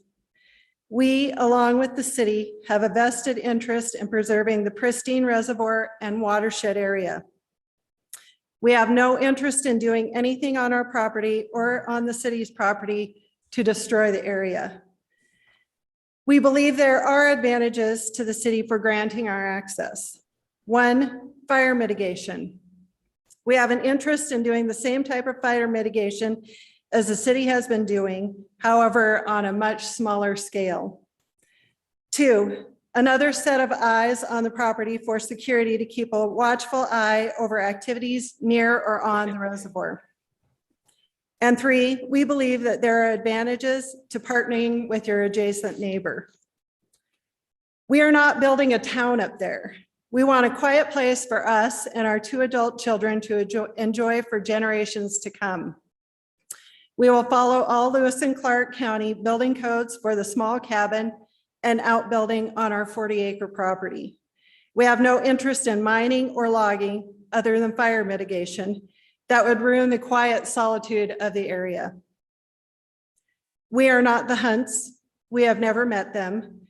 We have gone out of our way to make sure that we are good neighbors to the City of Helena. We have no interest in doing anything that would jeopardize our relationship with our neighbors. We are native Montanans and have owned another mountain property in the Little Belts in Judith Basin County that we operated in cooperation with Fish, Wildlife, and Parks and the U.S. Forest Service in the block management program on a desirable property that adjoins the Judith Game Range. Mike has been an employee of the City of Helena for 12 years at the golf course. I am a current member of the Board of Directors of the Montana Community Foundation and an employee of Carroll College. We, along with the city, have a vested interest in preserving the pristine reservoir and watershed area. We have no interest in doing anything on our property or the city's property to destroy the area. We are excited and dedicated to preserving Big Sky Country for future generations to enjoy. Thank you, ma'am. Thank you, Mr. Is this the map you're looking for, sir? We do. Thank you. Okay, you have the floor. Thank you. Right, can we move to the next, please? This is a current aerial map of Scott Reservoir area. There's an upper gated road that is next to the reservoir and a lower gated road, which we are requesting access.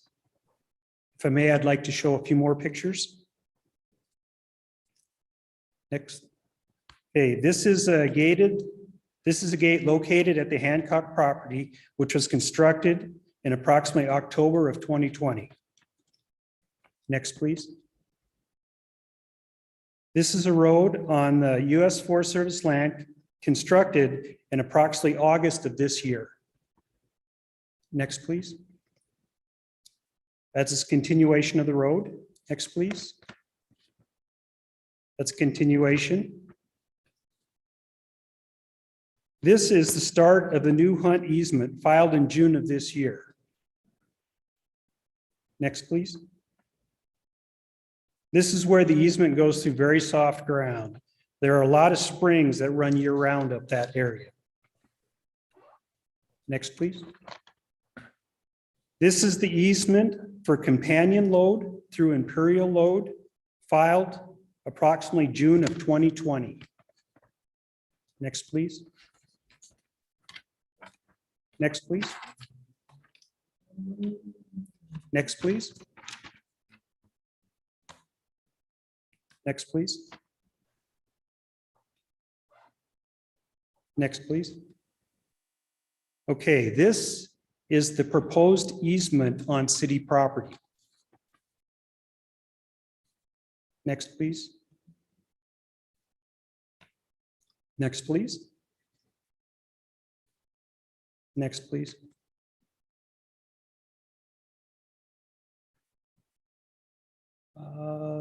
There we go. Thank you.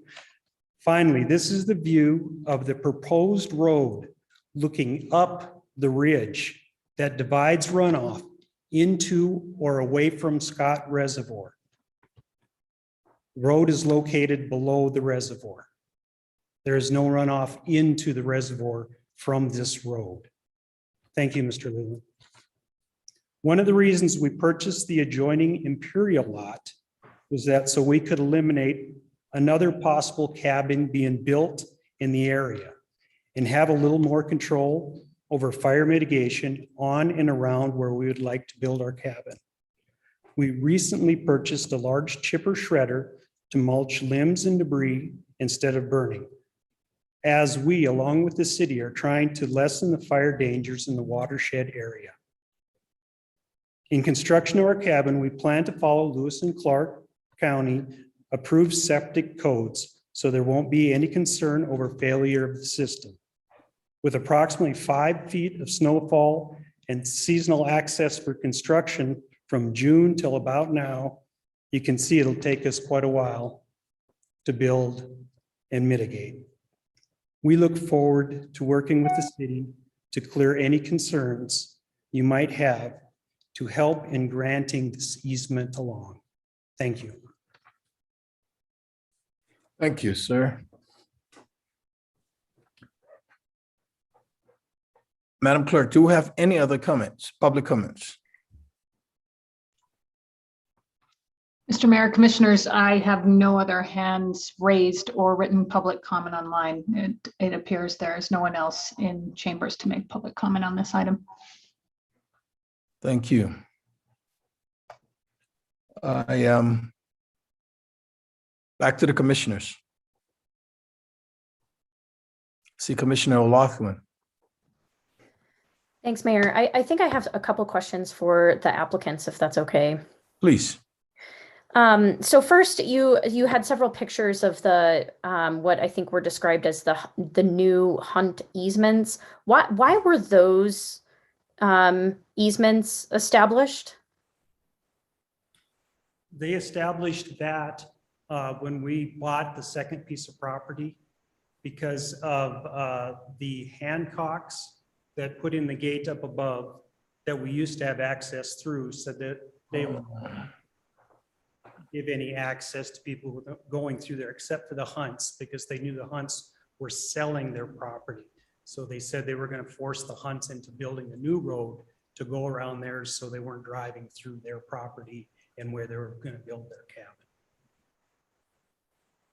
But the Hunt's easement comes to the Forestry Service property, and they cut road through the Forest Service property too, which we don't know if it was allotted or not. Okay, and then maybe one more question, Mayor, and I think perhaps Commissioner Dean was posing this question earlier. Have you all had conversations with, I think, is it the Hancocks about access through what previously the Hunts had access to the property? Yes, after we bought the first lot, about 3 months after that is when I was going up there, and he was constructing.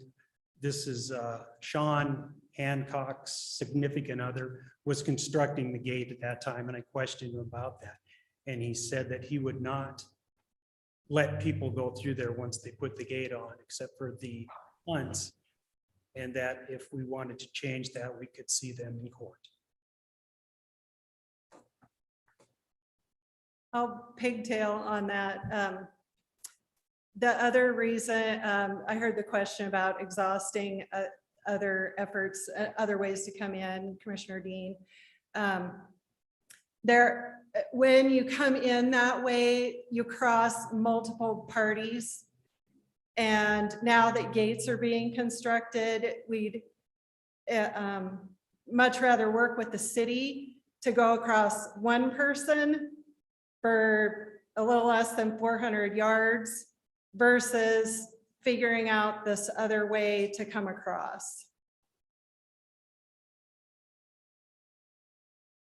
And talking to our surveyor, the contamination, the risk of contamination is minimal because we're below the reservoir. We're not asking for access right next to the reservoir. We're asking for on the other side of the ridge.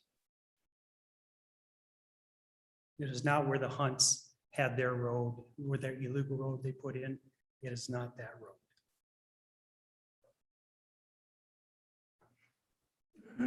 Go ahead, Commissioner Dean.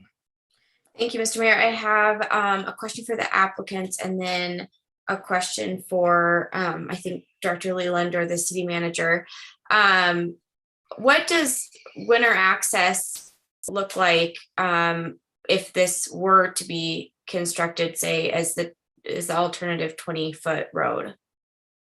Well, I think they got snow up there. We didn't go up this last weekend, and it's about shut down. Usually we can get in there. We did get in there about June the last 2 years. We looked at the area up there. So it's about now, they're starting to get snow where you can't access it anymore till June. So you won't be using it in the winter? If we do, possibly if we can get up there with a snowmobile, that would be it. Okay, thank you. And then, Mr. Mayor, question for Dr. Leland or the city manager. I mean, I certainly understand why they are coming to the city, but I am also concerned about, you know, does this set a precedent, especially when our the water system storage master plan and the risk assessment that you noted, you know, says that we really need to be careful about any type of contamination or risks to some of these water storage facilities. And I guess, what thoughts do you have on, you know, what this looks like into the future? And, you know, is it a greater risk than than it's worth at this point. Commissioner Dean, Mayor. Thank you for your question, and I will turn over the technical aspects of risk aversion that we anticipate working on for the next several years, especially since that plume is such a large risk to all of the system. So I would share to you that I'm not aware of other easements that we've made in that area, although I would turn it over to Director Leland to specify what that looks like. How we can continue to secure that reservoir and reduce access is the greatest question that we're contemplating, having seen that road as has been pointed out earlier as well. So I'll share to Director Leland if he has more detail on those two items, the potential for future security and then also other easements that we might have. Mayor, Commissioner, as far as other easements, I'm not aware of any, and I don't know if this actually sets precedence or not. I think it's an individual one, especially if we don't do an access easement, but an access agreement. But as far as securing it, we are looking to put substantial money involved, like we have with Chessman Reservoir, where we are going to look at going and fencing the whole area that is our property to try and mitigate anyone from actually coming in and using the reservoir as we have seen up there. However, the road will still continue across the dam. We are not going to be able to get rid of that dam. So that is our biggest liability that we have out there. And at what level do we want to increase what our risks are with continue or additional accesses that are out there would be up to the city commission up there. But we are going to put considerable money in to secure the reservoir itself, and then also to help with the Red Mountain flume that goes all the way across to help with our water supply that is out there to secure it and to increase it.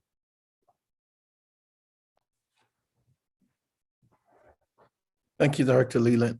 To the applicants, what's the cost for the 60 and or the 20? What's the cost to? Yeah, to you. We talked to Mr. Leland a little bit about, we'd have to hire not a contractor, but A professional engineer. engineer to see what the road, how to construct the road across there so that it would be, we wouldn't have any erosion or runoff. They say we've worked with Mr. Leland on that to see, and we don't know what the cost would be until we hired this person. Thank you, sir. Any other comments or questions from the commission? Sorry, Mr. Mayor, I just have one final one. Go ahead. So I'm curious, from what I read in here, it sounds like the other property owner who I think told you all that they would see you in court if you try to gain access. Do you know if they spend a lot of time around? I know it said that they were from out of state in Colorado. Is there any type of relationship that currently exists there? And I guess another question for Mr. Leland, has the city had any communications with them about being supportive and helping getting safe access? I think he is up there at the property because I know there's cameras around there that he put by the gate. And Sean Hancock lives in Colorado until he, I think, gets a cabin built where she come out, but I don't see him that much anymore. Because we didn't go up there at all this year because of fire dangers and no access. Mayor, Commissioner, as far as staff, we have not tried to facilitate any access across their property. We have not been involved with that. We've just responded to this easement request up there. Thank you. Okay. Madam Clerk, do we have any other comments from the public? Mr. Mayor, I have no other hands raised, no written public comment online. Okay, at this time, I'll entertain a motion. Mayor, Go ahead, Commissioner. kind of a comment, I guess. In initially reading this in the packet, I was quite sympathetic to all of the risks expressed in the memo of the access easement and the potential difficulties of that, of which 11 were expressed. And but in hearing the whole story, I guess I'm really having difficulty denying at this point any access. And so I guess I would be interested in I'll just make the motion, just guess if nothing else for point of discussion, to approve a 20-foot wide access agreement across Perseverance Placer MS 8212 and Bonanza Placer MS 9526 with the following conditions if approved. 1, exclusive easement only to the Latkas for a single development. 2, the access road will be gated and fence across city property. 3, no logging or mining trucks will be allowed without approval from the city manager. 4, the easement can be revoked if activity on the property jeopardizes the City of Helena's drinking water source. 5, the road to be designed by a professional engineer licensed in the state of Montana and approved by City of Helena engineering staff. Second. Any final comments? Mr. Mayor, can I just ask one follow-up question based on that? Please. I had similar sentiments to Commissioner Logan coming into this, and this has been a very helpful presentation. And I just want to make sure that I'm clear in that the Latkas are the only folks that'll be using the cabin that they're building, and I'm mostly, this is not going to be an Airbnb or VRBO sort of situation. Is that accurate? No, and if that would be the preference of the city to write that in, we'd be happy with that. No, this is purely for our enjoyment. Thank you. So I guess, Mr. Mayor, I would ask the city attorney or city manager, what would be the correct amendment to add that kind of condition to Mr. Logan's motion? Wouldn't that be the alternative process? Because there were 2 that would get provided, right? I just mean, could it just be a condition underneath that? Yes, the alternative, the 20-foot one with those conditions, but add that additional condition that it remains a single family cabin without that Airbnb type of activity. Okay, Mr. Jordan. Yeah, Mayor Collins, Commissioner Dean, we can certainly add that language in if Commissioner Logan and Commissioner Halliday are amenable to that amendment. Yes, I'm also in favor of the alternative process. I'm good with that, Mr. Mayor. Thank you. Okay, Madam Clerk.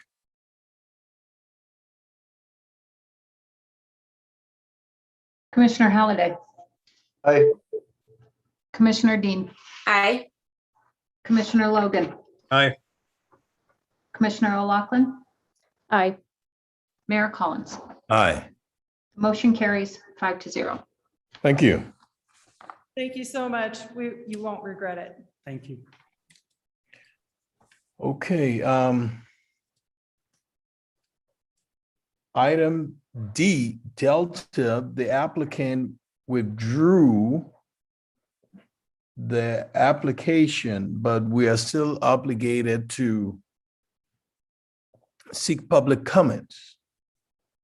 So it was consider first passage of ordinance amending City of Helena ordinance number 3097 and amending the official zoning map for the City of Helena for a zone change from B2 General Commercial District to Commercial Light Manufacturing District for the property legally described as Track A of the HRA minor subdivision as shown on certificate of survey number 3034171 and generally located south of Canyon Ferry, west of Bombard Lane, east of Seaver Soccer Complex, and north of Irrigation Canal in the city of Helena, Montana. So the application was withdrawn, and so, but we're still obligated to have public comments. So are there any comments from the public on this issue? Madam Clerk, do you have any raised hands or written comments? Mr. Mayor, Commissioners, I have no raised hands, no written public comment on this item, no one in chambers to make comment on this item as well. Thank you.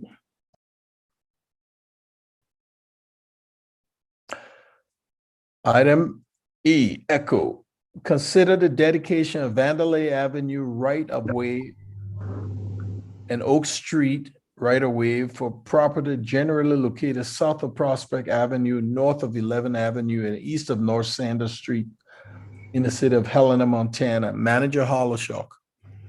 Thank you, Mayor and Commissioners. Mayor, this item is coming back through. We had early conversations and on this dedication at Vandelay, the team was requested to go back and share the ideas brought up by Director Kanopke around the variation in width, and those items were not accommodated by the applicant. As a result, the Director Kanopke is on this evening. I'll first turn it over to Director Hagan and her colleague Ellie Ray in the Department of Community Development to provide a presentation of this item and its dedication of the dedication right of way, and then also offer up that Director Kanopke share his summary around what was offered and the resulting application.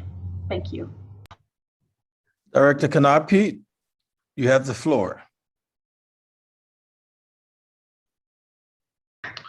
Mayor and Commission, I think it would be beneficial for Director Haugen to go first to describe the request for dedication of right-of-way, and then I can follow up with the examples that were noted by the city manager.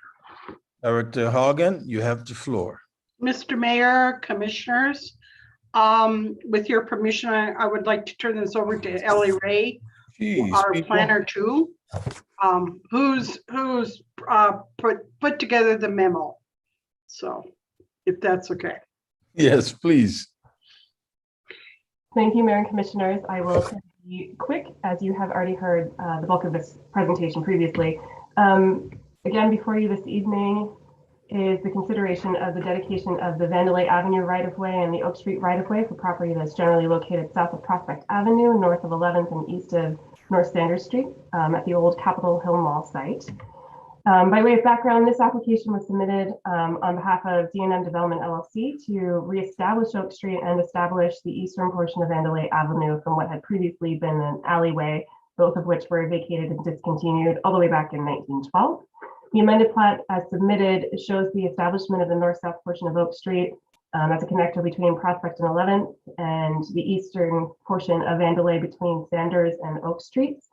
The applicant's objective is to have the dedication be for a 70-foot wide Oak Street right-of-way and a 50 to 80-foot varied width Vandelay Avenue right-of-way. The city has adopted engineering and design standards and also has complete street standards, the public right-of-way accessibility guidelines known as PROAG, speaking to ADA accessibility, as well as fire codes that require a minimum 60-foot width right-of-way for local streets, such as the two that are before you this evening. The proposed Oak Street right-of-way with a 70-foot proposed width does comply with these standards and policies. However, the Vandelay Avenue right-of-way with portions being as narrow as 50 feet wide does not comply with these standards and policies, and therefore fails to provide the necessary components for a local street. Speaking to those components, the slide shows you what the components of a local street are with setback, sidewalks, landscape boulevards, parking, and travel lanes. This was taken directly from the engineering standards that Director Kanofsky will be able to speak to more after I have finished. But each side of the right-of-way must have at least a sidewalk or a bike ped path. All streets must accommodate the complete streets policy and be consistent with the city's Greater Helena Transportation Plan. There are some advantages to the rights-of-way dedication before you tonight. The first of which is that these streets will certainly enhance transportation connectivity, not just within the old mall site area, but also to the adjacent residential districts, the north and south, and even the, pardon me, Capitol Complex district. And in establishing these rights of way, it will also help promote the redevelopment of these vacant properties that surround it and encourage economic growth within Helena, which is in conformance with not only the growth policy, but the city's adopted urban renewal district plans. The disadvantages with the present proposal, though, is really tied to the Mandalay Avenue right-of-way, and that it doesn't meet the city's engineering and design standards, nor does it satisfy the complete streets and pro-ag standards as proposed. And in so doing, it can have some consequences down the line for the provision of emergency services to any future developments along or abutting the rights of way, which could raise concern long-term for liability to the city. The Transportation Systems Department, Public Works Department, and Fire Marshal have all recommended that the right-of-way be dedicated at 60 feet wide and provide all of the required components of a local street in the interest of public health and safety. The recommendation before you tonight, therefore, is to move to deny the dedication of Mandalay Avenue right-of-way and Oak Street right-of-way for property generally located south of Prospect Avenue, north of 11th Avenue, and east of North Standard Street in the city of Helena, Montana. I'm happy to take any questions for you. I do also wish to note that the applicant, Marcus Sponda, as well as his engineer, Greg Worth, are present this evening if you have questions directly of them. And with that, I'm happy to hand things over to Director Kanofsky. Thank you. Director Kanofsky. Thank you, Mayor and Commissioners. I'll share my screen with the City Clerk. Could you enable my screen sharing, please? Thank you. What you see before you is at the top is the requested road with no on-street parking, which leaves a 20-foot or what was proposed is that 50, which doesn't accommodate all the aspects of our complete streets policy. Below is the modified 60-foot right-of-way that does include all the components of a complete street as required by the engineering standards in the city's complete streets policy. The primary reason for the additional right-of-way is for when roads are built, improved, or extended or expanded, we have the appropriate right-of-way width to do that. When we limit ourselves with a smaller right-of-way width, those components, if the street is, in the case of this, if a street is needed to be widened or whatever, then we either have to cut into the boulevard or the other non-motorized components of that street. So that's the reason behind our minimum street width or our minimum right-of-way width, which is 60 feet. I'd be happy to answer any questions in regards to the requested 60-foot right-of-way that meets the engineering standards and complete streets policy.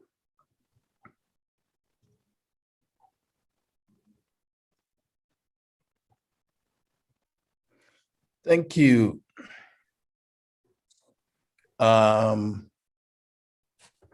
Commissioners? Mr. Mayor. Go ahead, Commissioner. Thank you. Just in the interest of full disclosure before we begin our discussion here, I did want to mention that at their request, I met with Tyler Emmert and Rick Hayes representing Opportunity Bank and Mark Esponda of D&M Development on October 5th. At that time, they had simply expressed their concerns that they had submitted revisions made after the September 7th meeting that we had and had not heard back as to whether or when this matter would be considered again. And so I told them at the time I'd relay their concerns to the manager, and that was pretty much the extent of our dialogue, but I just thought it prudent up front to let the commission and the public know that. Thank you. Thank you, Commissioner. Commissioner O'Loughlin? Yeah, I guess I have a question. And I don't know if this is for Ms. Ray or for the rest of the staff, but and I apologize if I missed this explanation, but it looks like the city is recommending that we deny both Vande Lay and Oaks. Is there concerns related to Oaks, or is it just one application and we're being asked to consider the full application? Ms. Ray or Director Kanapke? Mayor and Commissioners, this is for one amended plat as presented, and therefore the recommendation, my understanding is that it has to apply to both. So if they were to separate it, would it matter? Mayor and Commissioners, I would have to defer to Director Haugen on that point. I don't know if that's ever arisen before. Director Haugen? Mr. Mayor, Commissioners, I hate to keep tossing the ball this evening, but I see City Attorney Joden's online, and he perhaps can help us with that since I've never seen it either. Attorney Jordan?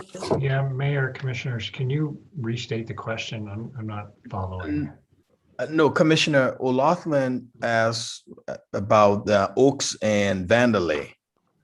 And she was wondering whether the denial was for both, or and then I asked whether, and then we heard yes, and then I asked whether if it was separated, would it still be denied for Oaks? Mayor, Commissioners, I suppose the commission can consider individual motions for each dedication of the right of way for Vande Lay and or Oaks. And maybe just following up on Mayor, your question, is there concern from the city about the proposed right of way for Oaks, or is the concern really on the Vande Lay component? Mayor and Commissioners, Director Knopke, the dedication of the 70-foot right-of-way for Oaks is no concern of the city. It matches the other streets that are in the area. The primary concern is the connecting Vande Lay.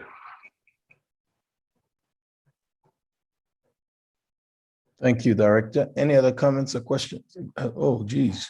Go ahead, Commissioner Halliday. Yes, maybe just going back to Ms. Ray's comment and a little bit of my confusion with the Oaks versus Vande Lay question. I mean, I thought the question was for us to accept the dedication as set forth on the amended plat. And I'm just curious if legally it's possible for us to accept a partial dedication on an amended plat. Like what would be filed, what would be approved? Would we like draw a little line across the Vande Lay part? And I'm just trying to figure out if we have to take it as a package deal because we're looking at specifically an amended plat that was submitted by the applicant. Mayor and Commissioners, I would defer to City Attorney Joden on that point. In my mind, while I am not an attorney from where I sit, what you're saying makes sense in considering that the amended plat is also just for the establishment of these new lots, developable lots as well. It's not just the rights of way, it's the whole amended plat. Attorney Jordan. Mayor Collins, Commissioner Halliday, I think if the commission only wanted to accept one or the other right-of-way dedications, then the applicant would only be able to file a plat showing the dedication of that right-of-way, and the other one would need to be taken out. So a revised amended plat prepared for filing with the county survey committee and then ultimately for the city signature. Okay, thanks. With regard to, so maybe for Mr. Konopke, looking at the amended plat, the western portion of Vande Lay appears to now have quite a bit that ranges from like 65 feet to I think 80 feet, maybe back to 65. and then it hits sort of the more constricted zone of 50 feet for right of way until it terminates in Oaks. Am I stating that right? Mayor and Commissioners, yes, the western portion of this request shows that dedication being varying from up to 80 feet in width, and then the eastern portion next down to the 50-foot. So from transportation's perspective, are there problems with the western portion that seems to exceed the 60-foot? As far as dedication or right of way, Correct. no, that meets the our standards of 60-foot or greater. As far as the eastern portion of 50 feet, no, it does not. And so for the 50-foot part, because I remember there was a whole bunch of discussion on parking having to do with the western portion, expansion of the right of way to accommodate those parking spaces and whatnot.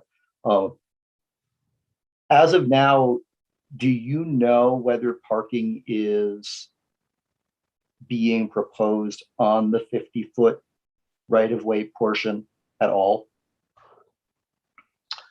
Mayor and Commissioners, as I see it, this is the dedication of right of way and the width of the right of way, but the design features that would fall underneath have not been proposed or approved or reviewed.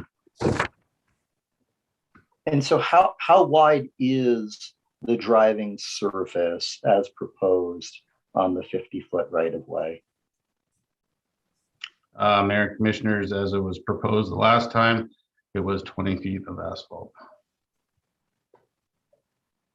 So I was looking at the transportation department's comments, and one is that all new roadways, private, local, or minor collector must have a minimum of 32-foot paved, 36 width from back of curb to back of curb.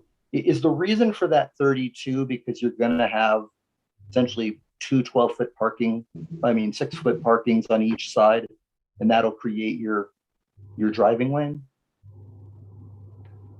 No, the reason for the 32 feet of asphalt is ensure emergency access and a clear and obstructed travel way for that emergency access. And how many feet is that if we're planning parking on both sides of the street? Parking out currently, it would be 20 feet, but the additional width on these design components allows for a wider width to accommodate the aerial units that would most likely be responding to any fire calls along this roadway, since they're multiple story buildings, and would require the aerial apparatus, which requires a minimum of 26 feet of width to accommodate the outriggers. So for the cross section, I think that was shown, and I asked about this last time, with parking, right, the proposed 60-foot, I think we only showed about an 18-foot unobstructed right of way. Am I viewing that right? Mayor and Commissioners, the current local street section does include two 9-foot right of way or two 9-foot travel lanes. But as we're complying with current fire code, it's our recommendation to increase that to the 10-foot lane. So it would require or would enable to have that 20-foot unobstructed width. But that doesn't get us to 26 feet then. But with our typical section as outlined in engineering standards, we have the parking, which has 6 feet on each side, which allows for an additional 12 feet of width, 32 feet overall, which allows apparatus to set up in key locations. Granted, there could be parking on that in those areas, but there's also areas that would most likely have no parking, and it would allow that apparatus to be set up and attack any emergency in those buildings. Okay, but that would have to rely on some gaps in the parking in that area if we had parallel parking down the whole block. And then maybe just the last question, then I'll let Commissioner Dean, because she's been waiting patiently. subsection E notes that blocks may not exceed 600 feet in length, and that this is, looks like it's greater than 800 feet long. I mean, is the recommendation that we just reject anything having to do with vandalay because it doesn't meet that engineering standard? Right now, the request in front of us is the dedication of the right-of-way. And since the eastern portion of the right-of-way is only 50 feet, it does not meet that one aspect of engineering standards. So in that regards, that entire section of vandalay, in our opinion, is not up to city engineering standards. Right. I mean, I'm just trying to figure out, is the 600-foot piece, is that like a make or break it? Because I didn't remember if it was there last time, and I apologize if I missed it, but it sort of doesn't seem to matter, right? If the thing was 100 feet wide, is the 600-foot piece critical from transportation systems perspective? Because it sounds like the west was okay, the east wasn't, but then there's this issue of it being 600 feet long. Anyway, I'm just trying to figure out which engineering objections are sort of germane, like really the vital ones that the city is saying, no, we can't take this, and which ones of them seem like they're kind of tossed in there, if that makes sense. Mayor and Commission, I would say that any aspects that do not meet the public safety standards, as far as emergency access or impedance to emergency services getting to not only a fire but a medical call, those would be obviously the top priorities, and we would prioritize from there.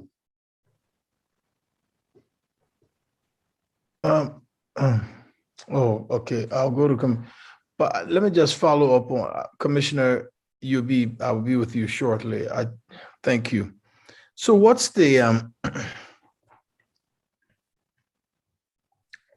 unobstructed driver's lane in connection to the emergency fire code? How many feet you looking at? If I'm right, our specs talk about what, 20 feet? International Fire Code calls for 20 feet unobstructed emergency access, with also an additional, if aerial units are going to be used, and fire marshal or the fire chief would be better to explain the fire code, but 26 feet is required for aerial operations. And I'm just trying to understand this, I don't understand this, so forgive me. But if we, the city, is saying this is what is our spec as in 20 feet, am I right when I say that? Mayor, if I may, Commission. Is that to answer my question, Madam Hallershaw? Yes, it is. Okay, please. Yeah, so the recommendations in front of you from the team take into consideration not only the fire code, but also the engineering code. The application does not bifurcate the street. If the applicant had submitted the application and put in separation, and we could go section by section to make the approvals happen, we would do that, but that is not how it was submitted. So we're responding to the application as submitted for the dedication, and the effort to pull parts and pieces out works. If the commission wants to file the plat in sections based on what meets the requirements of the city code specific to fire and police, the fire and street activities, any further analysis has been pretty significant by the team. We've worked as hard as we can to get to a space where we would be heard, and this is what has been resulted on the application. So I want to underscore that what you have been provided is not the maximum, it is the minimum expectation of the city code and the reasoning for the request in support of, or the recommendation as has been supported by the team's analysis.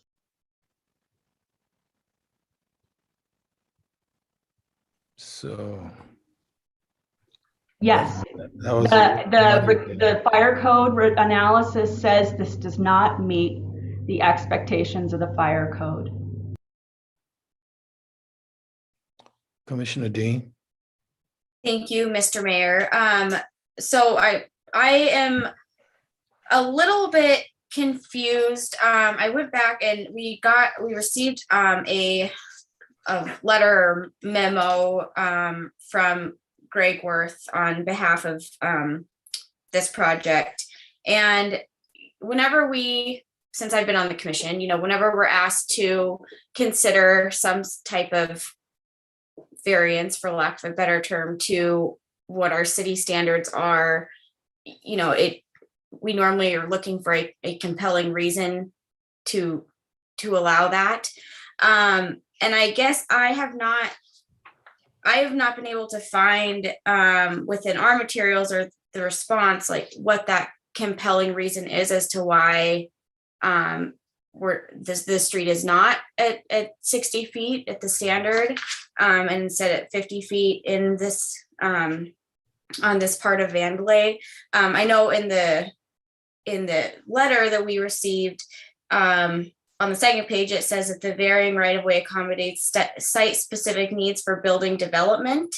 But I haven't been able to find, why it is not being built or being proposed to be built to our standards. So, and I'm hoping someone might be able to answer that question for me. I know I have some pretty significant hesitation when we're being told that a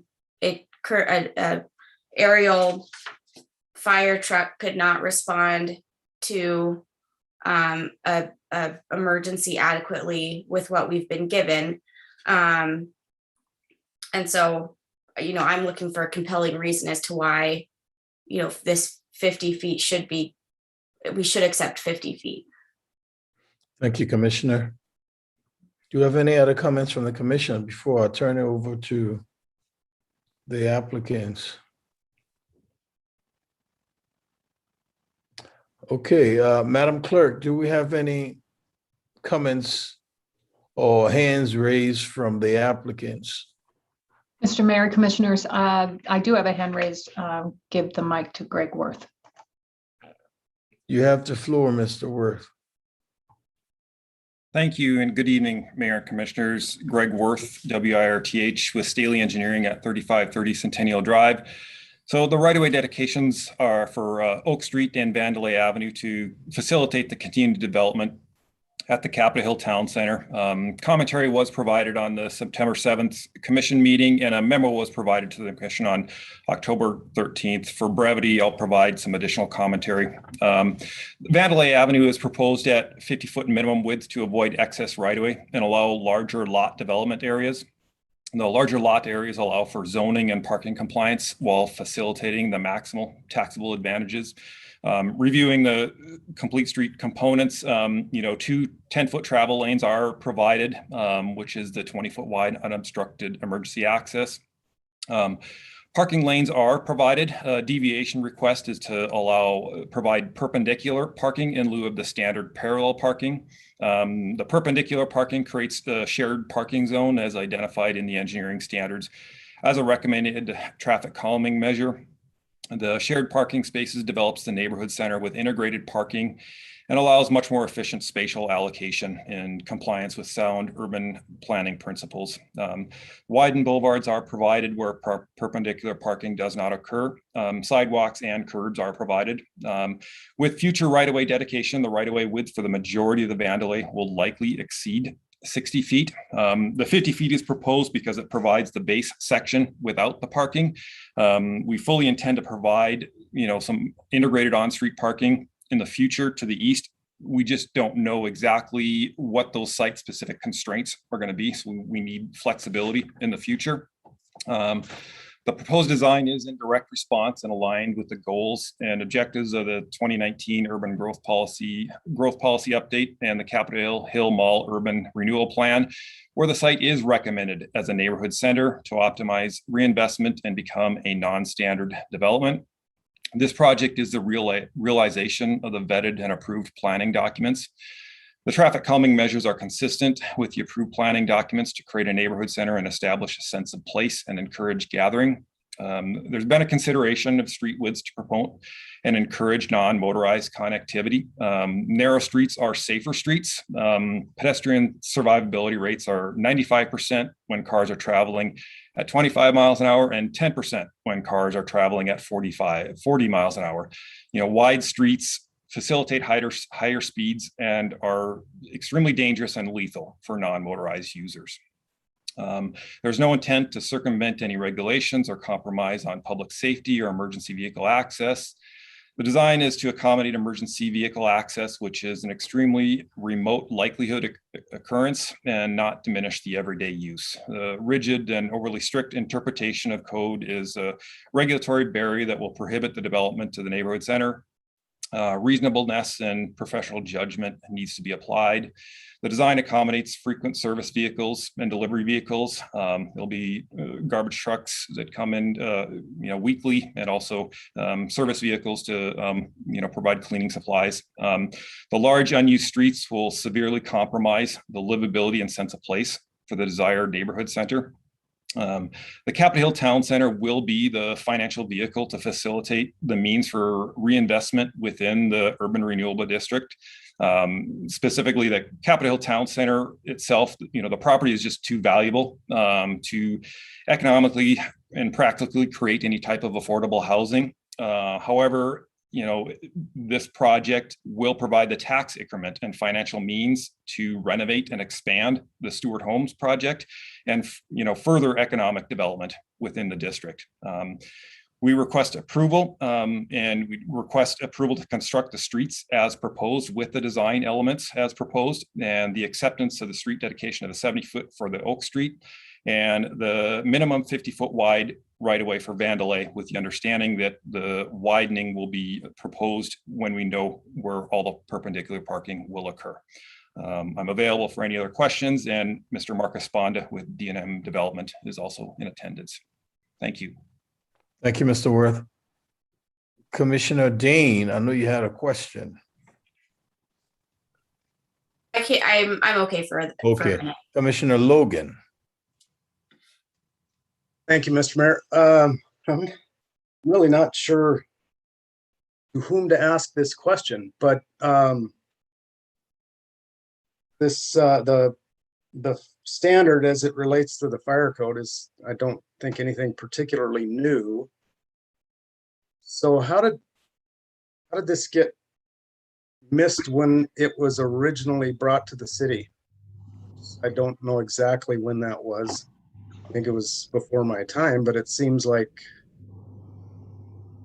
that should have been caught in the pre-app process or something, but I guess I'm curious as to where it was missed. Mr. Mayor, this is Sharon Hogan. If I am understanding Commissioner Logan's question, is when this, I don't know if the question is specific to this particular proposal, or to the standards in general. But I'm going to assume he's talking about this proposal. When this proposal went in front of city staff to speak about road widths and everything else, one of the initial proposals was they would dedicate Vandelay on the west side of Sanders, and that the east side of Sanders would be a private street.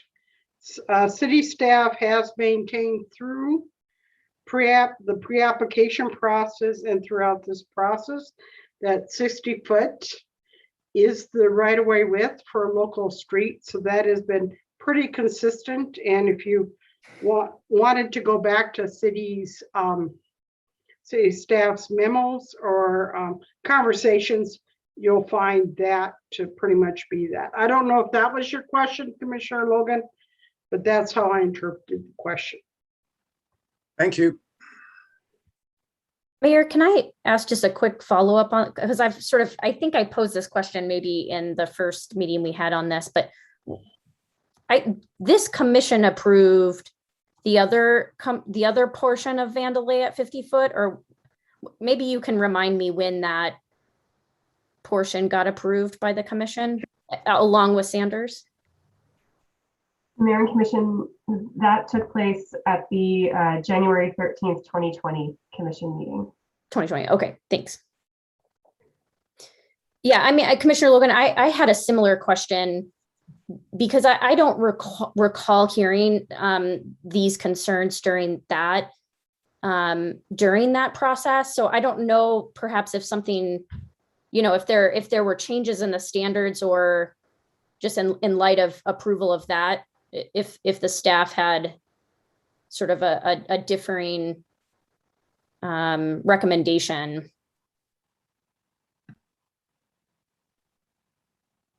Director Kanopky or Ms. Ray I can also, or Director Hagen? Rachel here too, if you. Mayor and Commission, the previous dedication of right-of-way for the western portion of Vandalay and the dedication of Sanders, there were a lot of discussion over the concerns of the 20 foot or the 20 foot of asphalt, and the basic came down to that short section of Vandalay would be the only section because the other half of the development was going to be kind of a lot onto itself, and there would be no right of way through it. And so that was with concern still, which I believe is noted in the commission meeting minutes, that we had concerns over the width, but with the the kind of assurance, I guess, that the latter half would be just a private lot. I believe that maybe that was the reason why it was approved as such. Mayor, if I may, as I understand it, the original design and what is actually being implemented are two different things. Unfortunately, I think that's the great part of Montana's development standards, and also the difficulty, and that in a grand scheme, it offers to the private property owner as much variation as they wish, as they choose in their development. And at the same time, we offer as many flexibility opportunities as possible. And as things begin to actually be constructed and what's actually implemented is something different. So I think that's part of the conversation that is different to today's conversation. Mr. Mayor. Go ahead, Commissioner.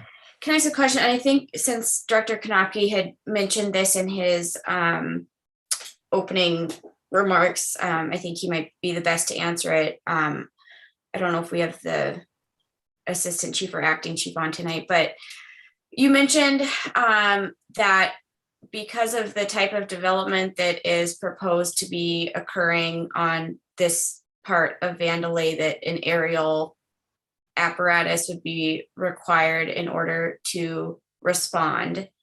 And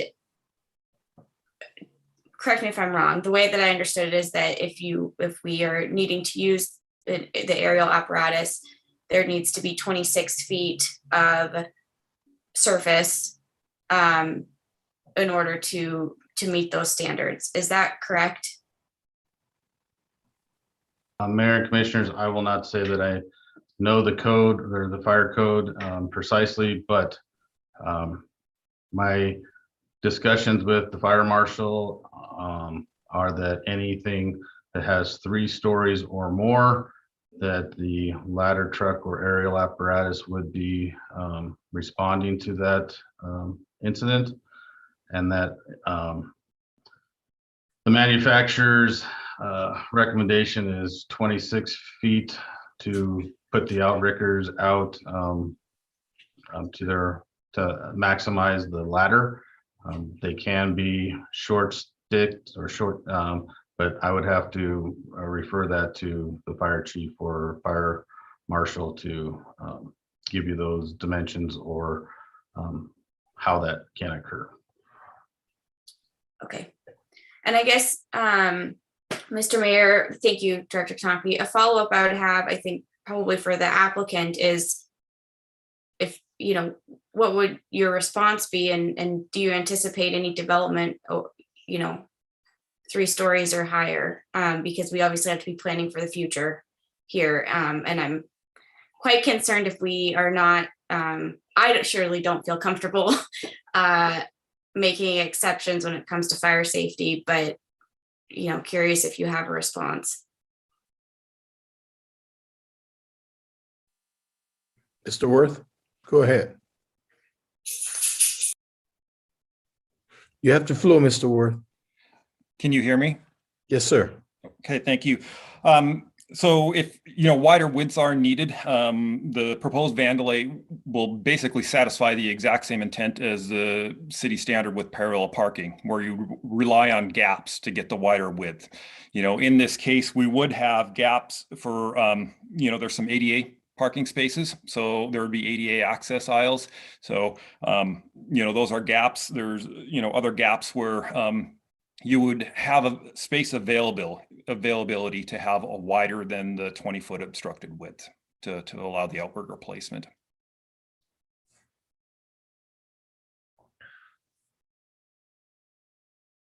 Any other comments from the commission? Maybe just a question on the outrigger piece. Obviously site plans change, but we've seen draft site plans during this process, many of which seem to show buildings that don't necessarily have direct frontage, have significant portions of the building that are kind of floating in the middle of a parking lot in the middle of the parcel. So what do we do with the outrigger if we bring it in, say on 11 or some other wide street, but it just can't reach the buildings there? Mayor, if I may. Please. Is that a question for Mr. Worth or for the city? City. I think that's for city, because we've had a lot of talk about the outrigger and the need for the 26 feet. What do we do if we create this 26 feet? The building is stuck 30 feet back from that street. So we've created this sort of extra wide street so that this outrigger can be on there. But how does the outrigger get to the building at that point? So thank you, Commissioner Halliday. I think a good example of what can happen when widths are restricted is shown as an entrance on and through Sanders. We have video that shows the difficulty with those smaller and shorter widths of our larger fire trucks already. So that beginning with the entrance, we already have a struggle getting into the site from Sanders. Now going west on off of the highway at a fairly significant speed. So now coming into this conversation, the question actually was asked, and the point was made by Mr. Worth on site that we could just put them on the state highway on 11th and just put a fire out that way. The fire code is written, and the minimum expectations cited are based on the expectations of what potentially could be done. So we provide at the very beginning a very broad conversation, and then those dedications, because again, the city and the state allow for development to occur on private property as it needs to organically happen. We allow that to happen in a way that sets the minimum expectations in alignment with the city code. We would not rely on a state highway, especially for an area that is anticipated to have some sort of surgical location or potential emergency response beyond just having what could be what's there, currently the retail. So that is the expectation of the fire codes review. I appreciate the point around our professional judgment that Mr. Worth has pointed to. Our professional judgment, it is applied, and in the expectation of the team is that they provide that expertise as the city code and the fire code outlines, and the commission can decide a lot of different ways. You all could choose not to accept the right of way. You could and suggest that it go back to being a private road. You could entertain the motion and accept the right of way. Those are all realities, and as I believe City Attorney Joden has shared. We could also note those bifurcations as you would like, but ultimately, the question over whether or not we agree is obvious that we don't with the applicant on the safety, and that's based on our expertise, which you've hired us to provide to you. So maybe a question for the city attorney and city attorney, Mr. Knopke, Ms. Haugen, the manager brought up private roads. I remember the Green Meadow development was the last notable one, right? Clearly not built in any way that was going to accommodate any of the things we're talking about tonight. Nothing was said by the fire department. No concerns were raised by streets back then. It was just sort of left to be a Wild West. Is the city's position, let's say we reject this tonight and the applicant goes home and does exactly what they originally said they were going to do, convert Vandelay into a private drive. Is there anything that we can do as a city at that point if they build a 15-foot wide alley, a 10-foot wide alley, to ensure proper fire access into there, or proper emergency vehicle access? Or if we say no and they go private drive, are we just hamstrung with whatever they give us? Do we have any regulatory authority, Ms. Howden, or Mr. Joden? Mayor Collins, Commissioner Halliday, the fire code still applies. So there will always need to be a 20-foot wide all-weather access. So my understanding is Happy Homes does have that currently, although I think some of the parking issues out there, depending on the time of day, raise that concern, whether that is in fact unobstructed 20 feet at all times. I would also point out that city code requires right-of-way access to all new lots. And my understanding is that the applicants are consolidating and rearranging a number of lots into 6 bigger new lots with this amended plat. And my understanding is those lots need right-of-way access. It couldn't just rely on a private drive to access those lots. But I guess I just go back to that question. Can we actually regulate the sidewalks, the boulevards, other than the 20-foot? If we have the ability to tell someone their driveway has to be 20 feet wide, can we do anything else to make this an actual street if they go private and they can play with their lots and have them touch 11th Avenue or Prospect or Oaks? Mayor Collins, Commissioner Halliday, no. I know we've struggled with this issue in the past as to whether the complete streets policy and other design requirements of engineering standards apply to private drives, and it's my view that they do not, and the only way we can mandate them is by requiring public right-of-way. In addition, even if we could, I don't think we have the enforcement mechanism, the enforcement authority to regulate and enforce parking, require snow removal off of sidewalks that are on private drives.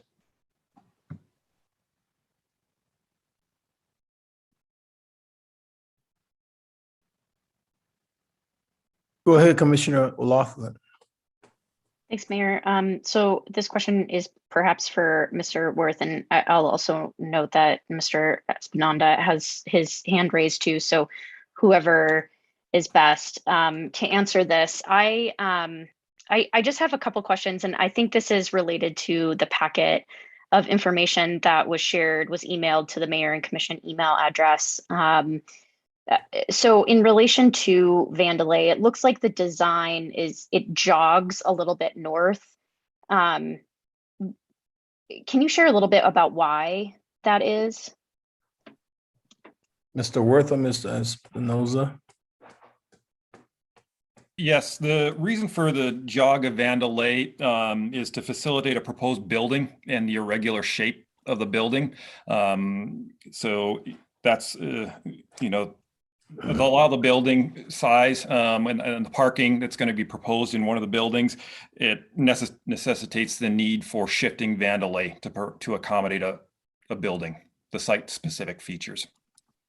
And is that to accommodate building A or to accommodate benefice?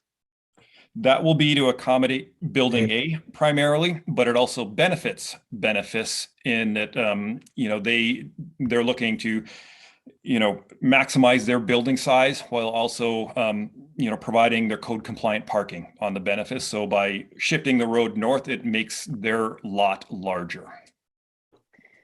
So that kind of goes to my next question.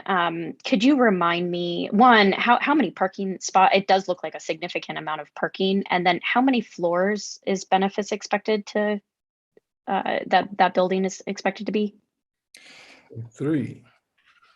Benefice is, the last I've heard is they're potentially going to propose 4 floors. Because it will suit the building A, which is, proposed as 5 floors, and then also Opportunity Bank would be 3 floors. So Benefice, just the, physical stature, don't want to have a diminished building in the area, since also the Jorgensen's is another multi-level structure. So it would provide the right scale of a building. They're looking at stacking alternatives to see how their floors fit, but they recognize the need that a larger, four-story building is more beneficial in this location, especially when you consider the grade difference on 11th Avenue, that essentially the first floor is going to be hidden from view. So from 11th Avenue, it's going to appear as a 3-story building when it's actually a 4-story building, because 11th Avenue is, 10 feet higher than the building site. Okay. And then I guess I just had one question. Director Konopky's answer to my and Commissioner Logan's questions were helpful. It jogged my memory a little bit. And I'm just curious, can you actually respond to sort of what we had in front of us in 2020 and what you were envisioning for these particular lots? At that time, had you planned on running Vandelay through to Oaks at that point? Or have things changed? Things have changed. Initially when we were looking at Vandelay to the west, Building A was the only thing that was really committed on the site at that point.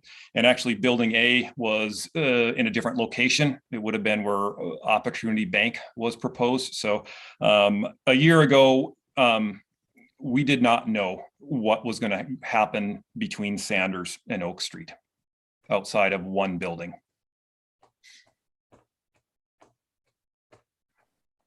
Oh, thank you. Mr. Mayor, Go ahead, Commissioner. a question, I think for Mr. Worth. So I guess, is Benefice opposed to, say, an extra 6 feet on Vandelay? You mentioned earlier and then in the letter that it's to, accommodate better development, but is it Benefice that's opposed? Benefice has concerns. They recognize the need for the flexibility to have the 50-foot right-of-way for 2 reasons. One is to maximize their parking. They're looking at maximizing the size of the building. And then of course, if you the parking is all based on square footage. So if you make the building bigger, you have to make the parking bigger. And they just know from past experience with their other facilities that they need a certain amount of parking. So with their employees and patient parking, they know that we're right about 200 spaces with the size of the building they have. And that's really what they're looking for. So, if we don't have the on-street parking, we have a really hard time meeting that parking number count that they need for their building. So they recognize the need for the perpendicular parking here, the shared parking zone, here to create Vandelay and the town center type feel. The other issue is they were looking at, possibly a rotation orientation on the building for aesthetics. With some of the proposed overlay, there was a potential setback with the overlay district that isn't with the current base district B2 right now. There is a 0 lot line setback. So, the building would be consistent with the B2 zoning, but if they don't apply for a building, if they apply for a building permit after any type of overlay zoning is enacted, then they potentially would have to apply for a variance for a building setback requirement or alternate building, change the design to meet the new code, new setback requirements.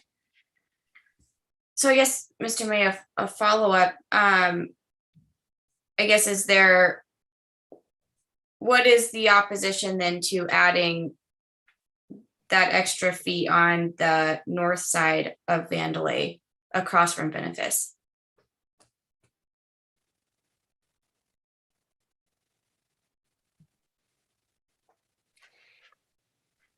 Commissioner Deed, was that a question directed at me? Yes. Okay, Yes. thank you. Sorry. The opposition right now is we don't know what tenant is going to go on that pad, and we would also like to introduce the perpendicular parking on that side as well too. So as you can see, the intent with the 50 feet is to give the base, street structure with the 20-foot unobstructed width, the 7-foot boulevards, and also the 5-foot sidewalks. But as we move forward, we'd like to integrate more of the perpendicular parking, so it creates the, irregularity, continuity, irregularity, and also, so all the shared parking isn't only on one side. So I anticipate that we will be having shared parking on the north side, north of Benefice. Mr. Mayor, can I ask a question to Director Knopke then? Please. So Director Knopke, if they added the perpendicular parking similar to that you can see earlier on the west, I guess, west of Benefice on Vandalay, where it includes a 65-foot right of way, that would be in compliance, correct? Mayor and Commissioners, so the discussion is about right-of-way width, and these design elements have not been are typically not brought into the conversation this early. But as far as talking about parking is problematic for maintenance purposes. So by adding the shared use parking, we're now taking away the boulevard that would be there for the snow plows for snow storage.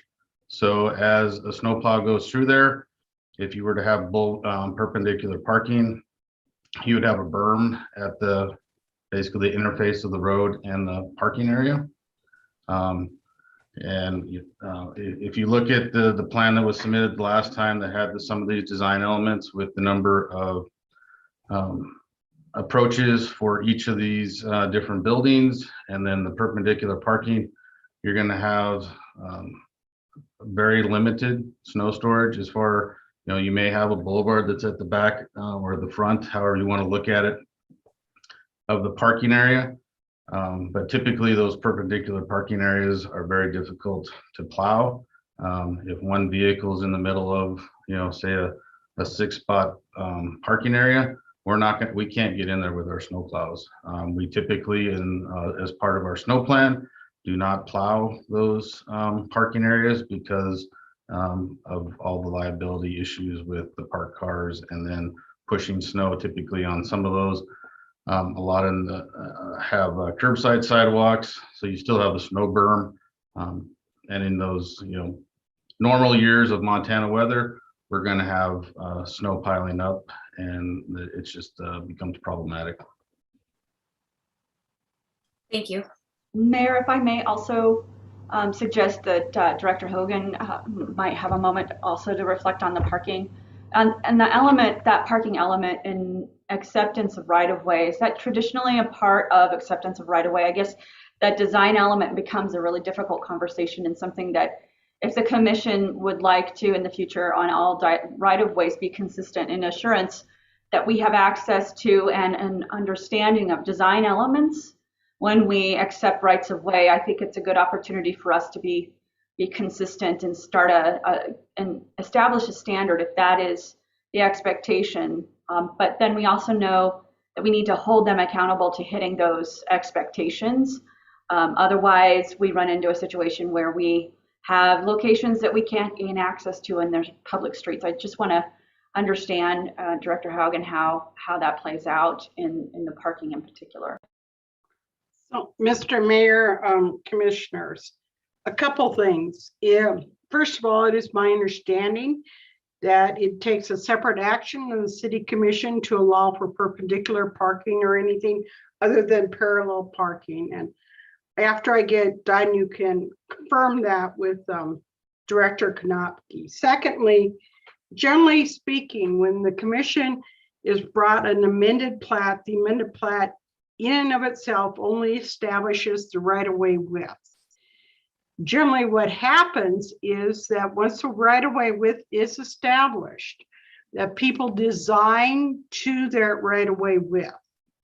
Now, we can talk about the design elements with this right-of-way, but we have not had formal building permits except for, I believe, building A maybe, submitted for the building permit process. During part of that building permit process, we do review it for parking.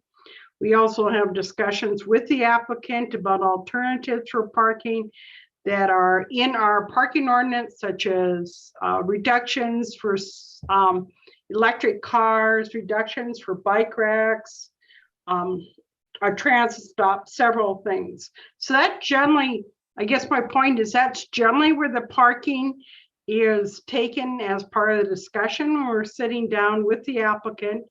And staff does that quite often, especially on larger buildings, has what similar pre-app with the designers of the building and speak to what are the parking requirements, what are some of your alternatives.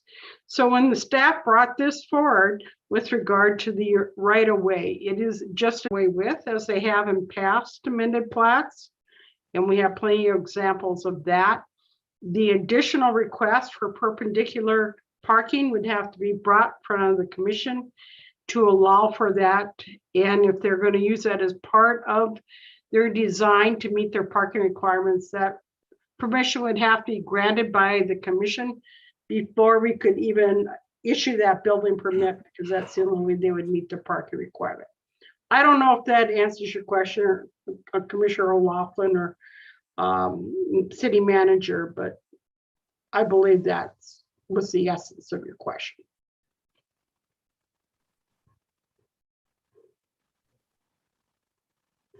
Any other comments?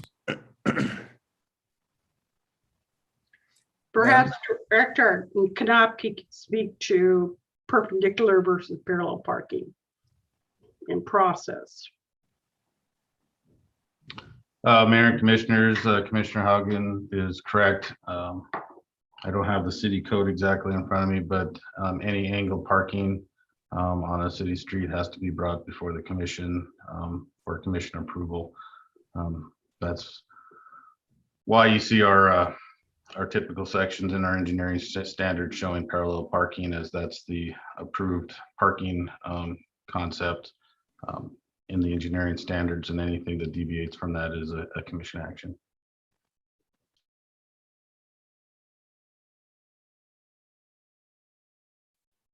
Any final comments? Okay.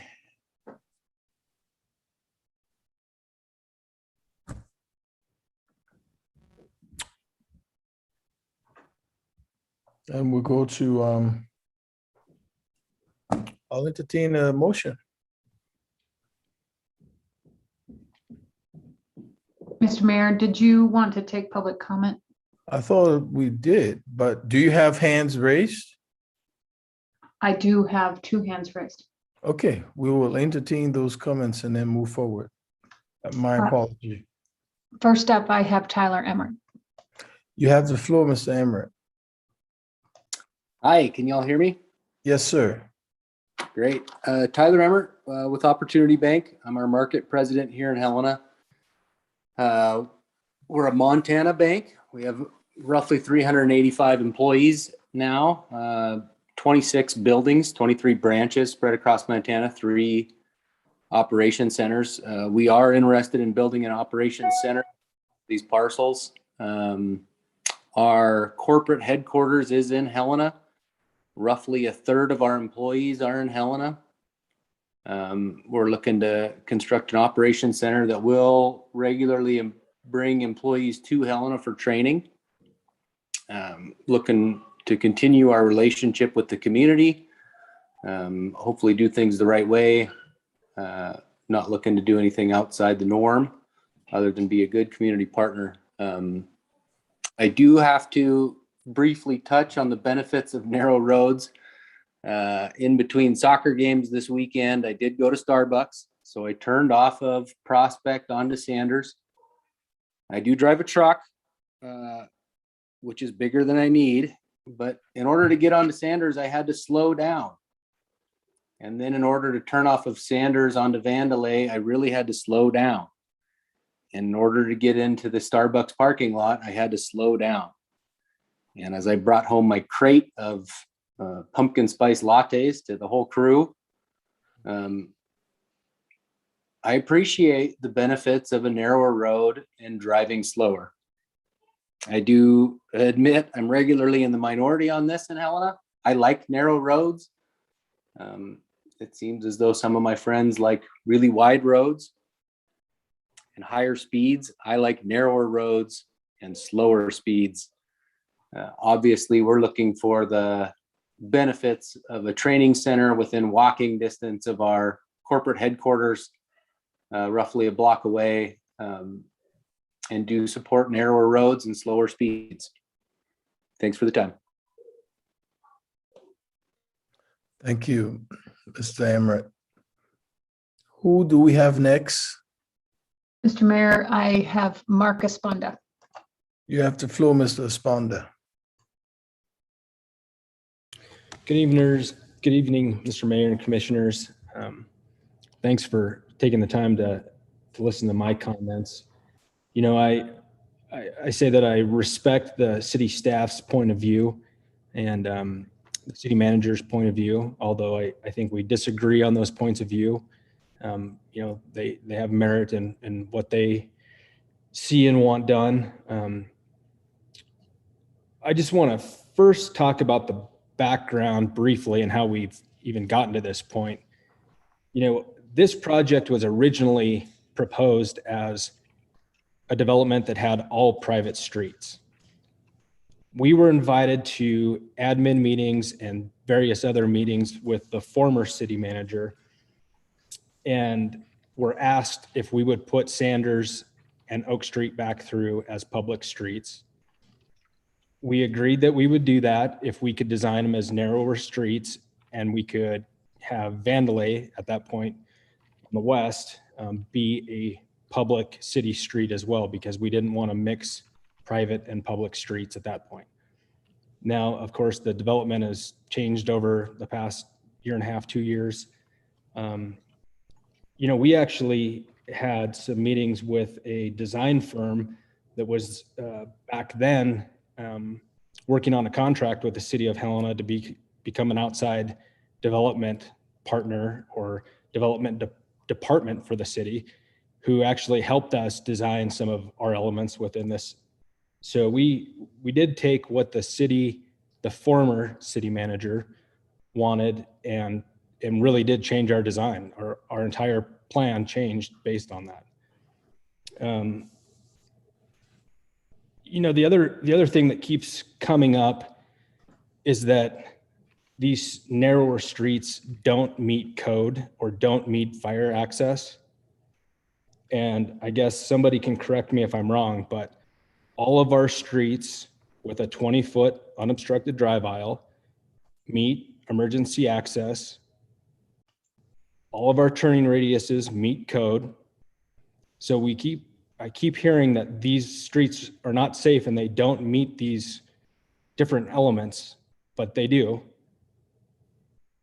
You know, we talk about the 26-foot wide street needed for the outriggers on the fire truck.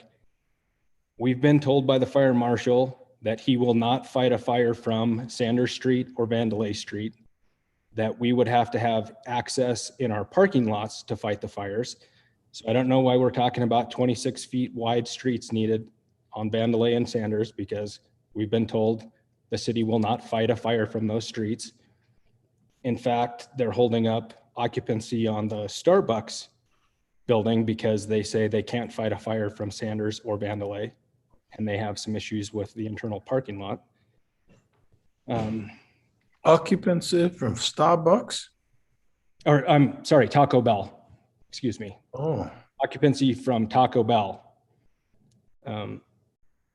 So I guess, you know, just to kind of back up as to why we want narrower streets, I think it's been mentioned many times.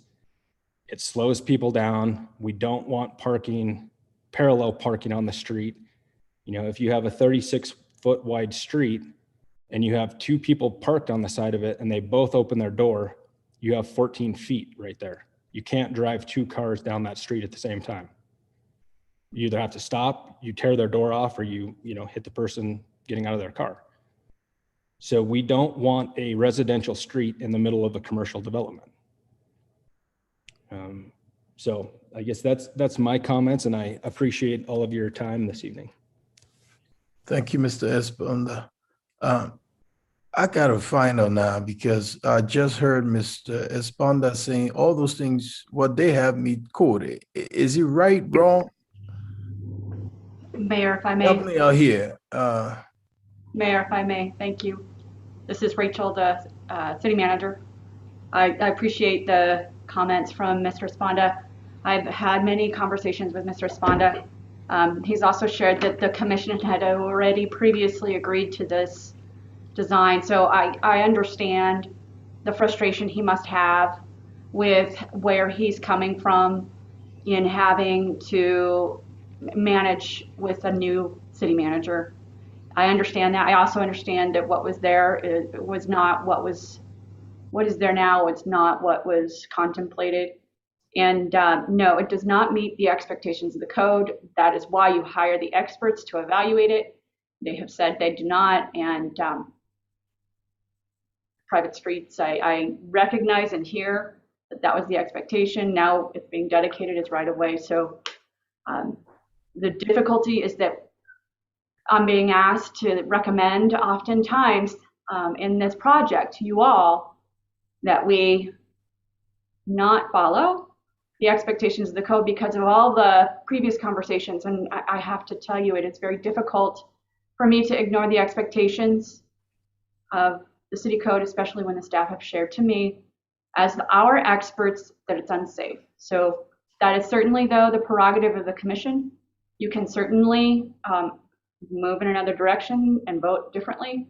I would share that when the commission makes a determination and approves the acceptance of right-of-way outside what is recommended, that it sets precedent, and it also changes the conversation on the site. So it can expedite the next moves. That's fine. You all have that authority. Thank you. Do we have the fire marshal here or fire chief or whichever? Thank you, Mayor. The fire chief and the mayor, the commission, the interim fire chief and the fire marshal are not here. Again, I'm sharing to you, they have already shared twice that they have evaluated the site and it does not meet the fire code.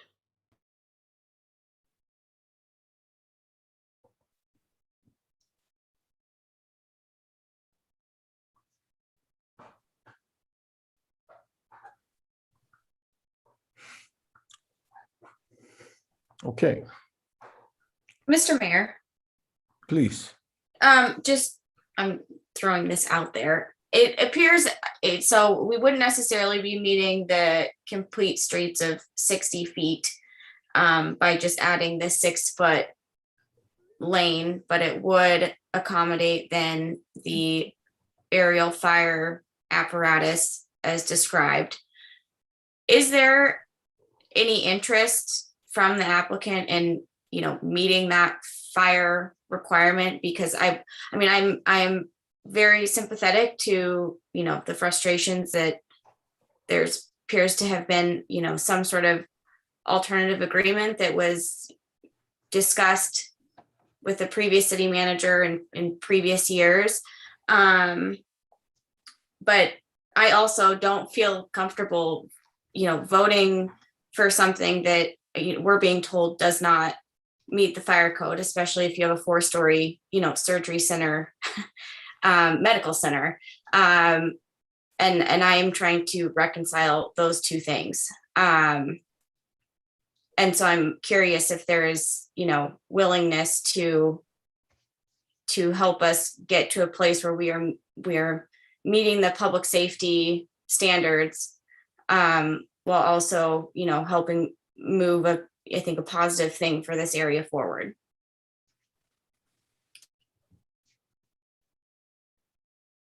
Thank you, Commissioner. Was that a question to Mr. Esponda and or Mr. Worth? Yes. Madam Clerk, are they still on? Okay, you have the floor, Mr. Esponda. Thank you, Commissioner. So we have had some discussions with the fire chief and just kind of briefly with the city manager about Sanders Street. And there's a median on the south side of Sanders Street. And that basically makes it so there's a 10-foot drive aisle, a median, and another 10-foot drive aisle. The fire marshal has indicated to me that if we were willing to either fill that median in with concrete, remove the median altogether, or have parts of that possibly with concrete and still have some vegetation in there, that they could use their outriggers on that, which we're fine with. I mean, if the fire marshal wants us to remove that median, I think that's totally reasonable. I mean, I guess that's city right of way right now, so I don't know that we can make that decision. I guess I don't know if maybe that's a question for the city, if the city is willing to do it, since that street's already done and been adopted, but we have no problem with that. My understanding is also that, again, the fire marshal has indicated that he's not going to fight a fire from Sanders Street or Vandalay Street, that they would fight the fire from internal parking lots. If you look at the layout of the Benefice parking lot, that building, they can't fight a fire from any of the city streets anyways. They're going to have to fight the fires from the parking lot, which is closer into the building. So I guess the easy answer is yes, we would be willing to work with the fire marshal in making sure that he has proper access to fight the fire, and we would have to have that to get a building permit anyway. So,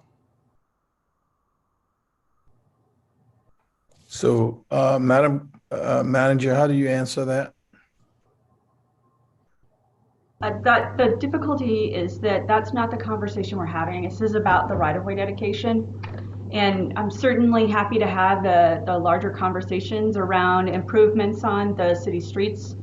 I had shared to Mr. Esponda interest in if he would meet the expectations, making a city investment and bringing back to the commission improvements that would meet the expectations of city code. Those were not, and this is the road we have come down. So I'm more than happy to continue to have those conversations and how we can improve the location. But I understand the ultimate difficulty is really around what was originally agreed to. And those were conversations. There's nothing written down or parts and pieces agreed to. So that's why it's important that the commission, who, as I understand, we're part of those conversations, are a part of this one as well, in that that you all have the opportunity to decide how you'd like to move forward with this right-of-way dedication. Madam Manager, we've been discussing here today, a lot of our discussion has been focused on fire codes and all of that. And I'm not happy that the fire marshal is not present or the fire chief is not present to answer some of these questions, because it will help some of us make a more reasonable decision on what's going on. And all night we've been talking about fire, and they're not present to answer these questions. Mayor, if I may, the city commission, overall, the expectation and analysis of all of the applications that come in front of you is done. They have weighed in. They have provided in the last meeting and in this one. I recognize you are not happy. At the same time, they have not dropped the ball. They have provided to you the expectations and information. They have done so from the beginning. The property owners have chosen not to. And again, that seems reasonable based on that it was originally designed to be a private road. So thank you. Your concerns for sure are noted and I appreciate them. Thank you. You have the floor, Commissioner Halliday. Thanks, Mr. Mayor. So I guess first a question for, and I'm sorry, I got to ask a question about fire. You know, Mr. Responda has said to us multiple times now in response to Commissioner Dean's question in public comments that the city has made representations during the development process and including issues with, I guess, Taco Bell now that I'm hearing about for the first time, right? That we're not going to be doing aerial apparatus on Sanders and Vandelay. Is he lying to us? Is he just making that up tonight? If I may, no, Mayor, that is correct. When we do an analysis of right-of-way dedication, we have to look at the property in which and from which we're responding. Utilizing the state highway is not the place from which we would use and depend on. We've already went through that conversation with Mr. Responda, and it was taken into consideration in the review of this application. Oh, okay, but he's specifically said Vandelay, right, which is the subject of this discussion, which has needed to be anywhere as wide from 18 feet in our engineering standards to 20 feet apparently under the fire code to 26 feet when the aerial is brought in to, I don't know, right? Like I keep getting told the fire code is being violated. I've read the staff comments a few times now, and I can't actually find the part of it where the fire department expressly says, this is a problem. They have a lot of things they've said, we need this, we want to see this. Transportation's done a great job of articulating all of the problems that it sees.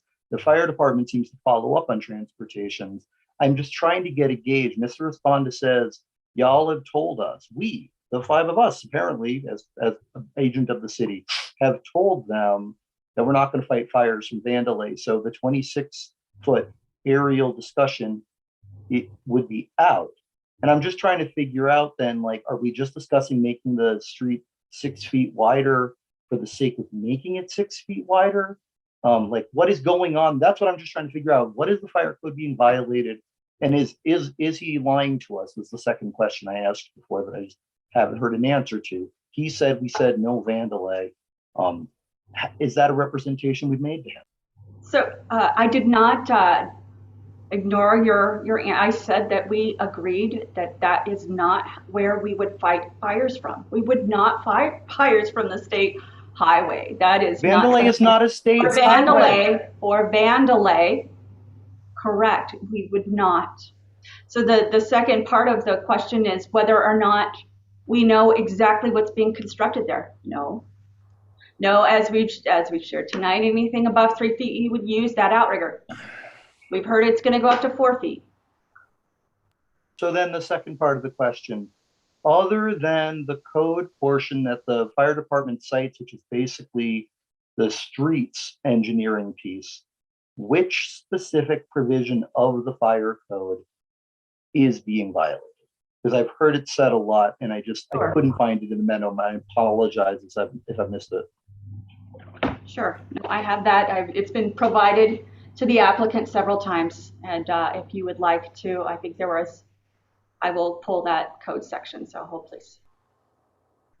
And Mayor, I can also send it after this meeting. Thank you. Mr. Jordan, you had your hand up. Yeah, the manager already covered. I was just going to say, oftentimes, most of the time when the city is accepting right-of-way, we don't know what the design is because we don't know what's going to be built on the property. The building permit dictates the fire code and the access to and around the building. And we often don't know that when right-of-way is dedicated. That's why we have standards that take into account all of the potential aspects of it. And then once they apply for a building permit, the fire department and the building division review those building permits, and then we design the road within the right-of-way that has been dedicated.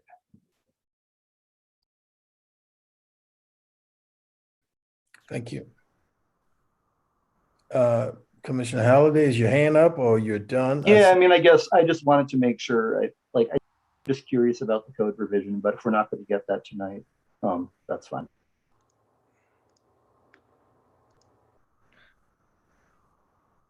Okay.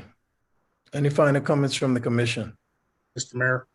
Go ahead, Commissioner Logan. Thank you. I'm just, as I consider this dedication of the right of way, I mean, I've heard from staff from various directions that it does not meet a significant public safety code. So I'm going to have a hard time supporting it.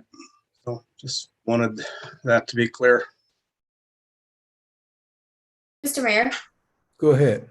So I guess I'm a little bit confused of what the answer was at the beginning of this conversation, and maybe Thomas can give me the right direction. Is it possible for us to move to approve Oaks only tonight? I don't think so. No, Mayor Collins, Commissioner Dean. The application is together. Go ahead, Mr. Jordan, I apologize. Yeah, Mayor Collins, I apologize for interrupting. Commissioner Dean, it's possible. I mean, it's the commission's decision. The mayor makes a good point that the applicant has asked for both Vandelay and Oaks to be accepted as public right-of-way, but it's up to the commission to decide which to accept, either, none, both. I think if the commission does not accept Vandelay tonight, then we're potentially still going to have this discussion at some point, because my understanding is right-of-way is needed to access these 6 new redesigned lots.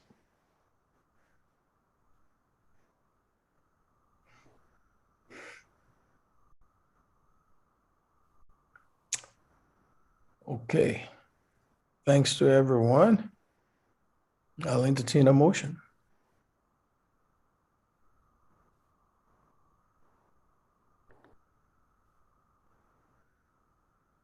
Mr. Mayor, I will just preface my motion with, I really wish that I was not making this motion, but I think that it's just where we are right now, because I do not feel comfortable, approving a dedication of a street that we can't confirm will be safe for folks, for fire safety. And I hope that, we can find some sort of resolution in this soon. But I just certainly don't feel comfortable moving forward with a project that that will not meet the standards that we need to keep people safe. So with that, I would, I guess first, before I move, City Attorney Jordan, can we table this, or does it need to be denied? Mayor Collins, Commissioner Dean, that's commission discretion. So I guess I would, because I am in favor of Oaks, but I am not in favor of Vandelay as it's proposed right now. So I guess I would move to table the dedication of Vandelay Avenue right-of-way and Oak Street right-of-way for property generally located south of Prospect Avenue, north of 11th Avenue, and east of North Sanders Street in the city of Helena, Montana, and ask city staff to continue to work with the developer in finding a resolution.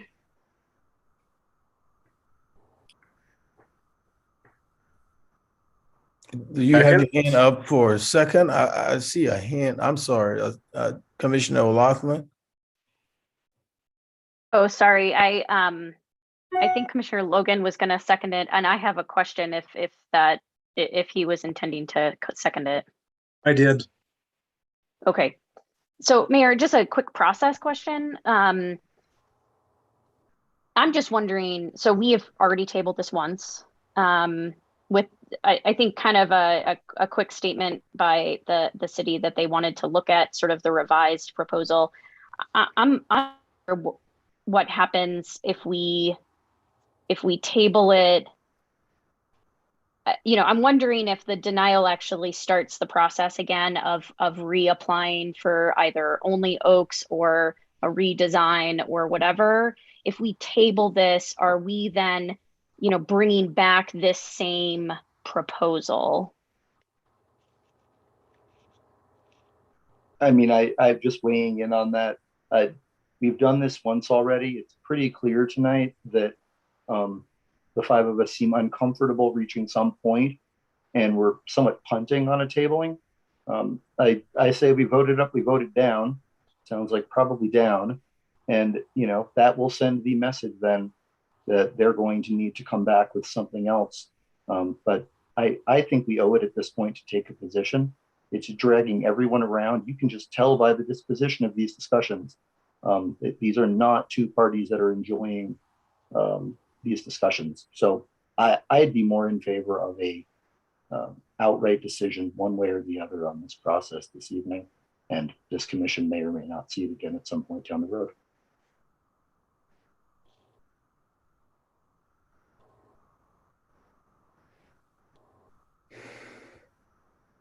I mean, so we can take a vote on the motion to table. I will be a no on tabling it today. And you know, and then we can take a further motion if we'd like. I mean, if there's 3 that would like to table it and we can bring back this same proposal at a later date, that's up to you all. Commissioner Dane, what say you? Well, I would not want to see the same proposal back, which is why I prefaced, you know, finding a resolution. So if that means denying, fine. But I mean, the city attorney said that we will see this again, since the plan is different than was originally discussed with these lots being divided up, and we'll need right-of-way access. So either way, it will be coming back to the commission in some form. I mean, I'd like to see if us find some sort of common ground, because I think this is a good project. But I also want to make sure that we're, you know, living up to the responsibilities of public safety.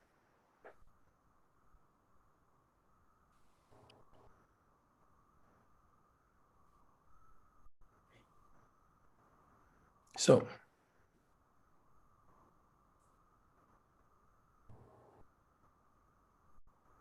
did you pull your table? I didn't, but I mean, I would prefer maybe we just take a vote on the tabling and then we can make another motion to deny if that fails. Okay. Madam Clerk, has been moved and seconded. Would you take the vote, please? Commissioner Halliday, No. Commissioner Dean, Aye. Commissioner Logan, Aye. Commissioner O'Loughlin, No. Mayor Collins.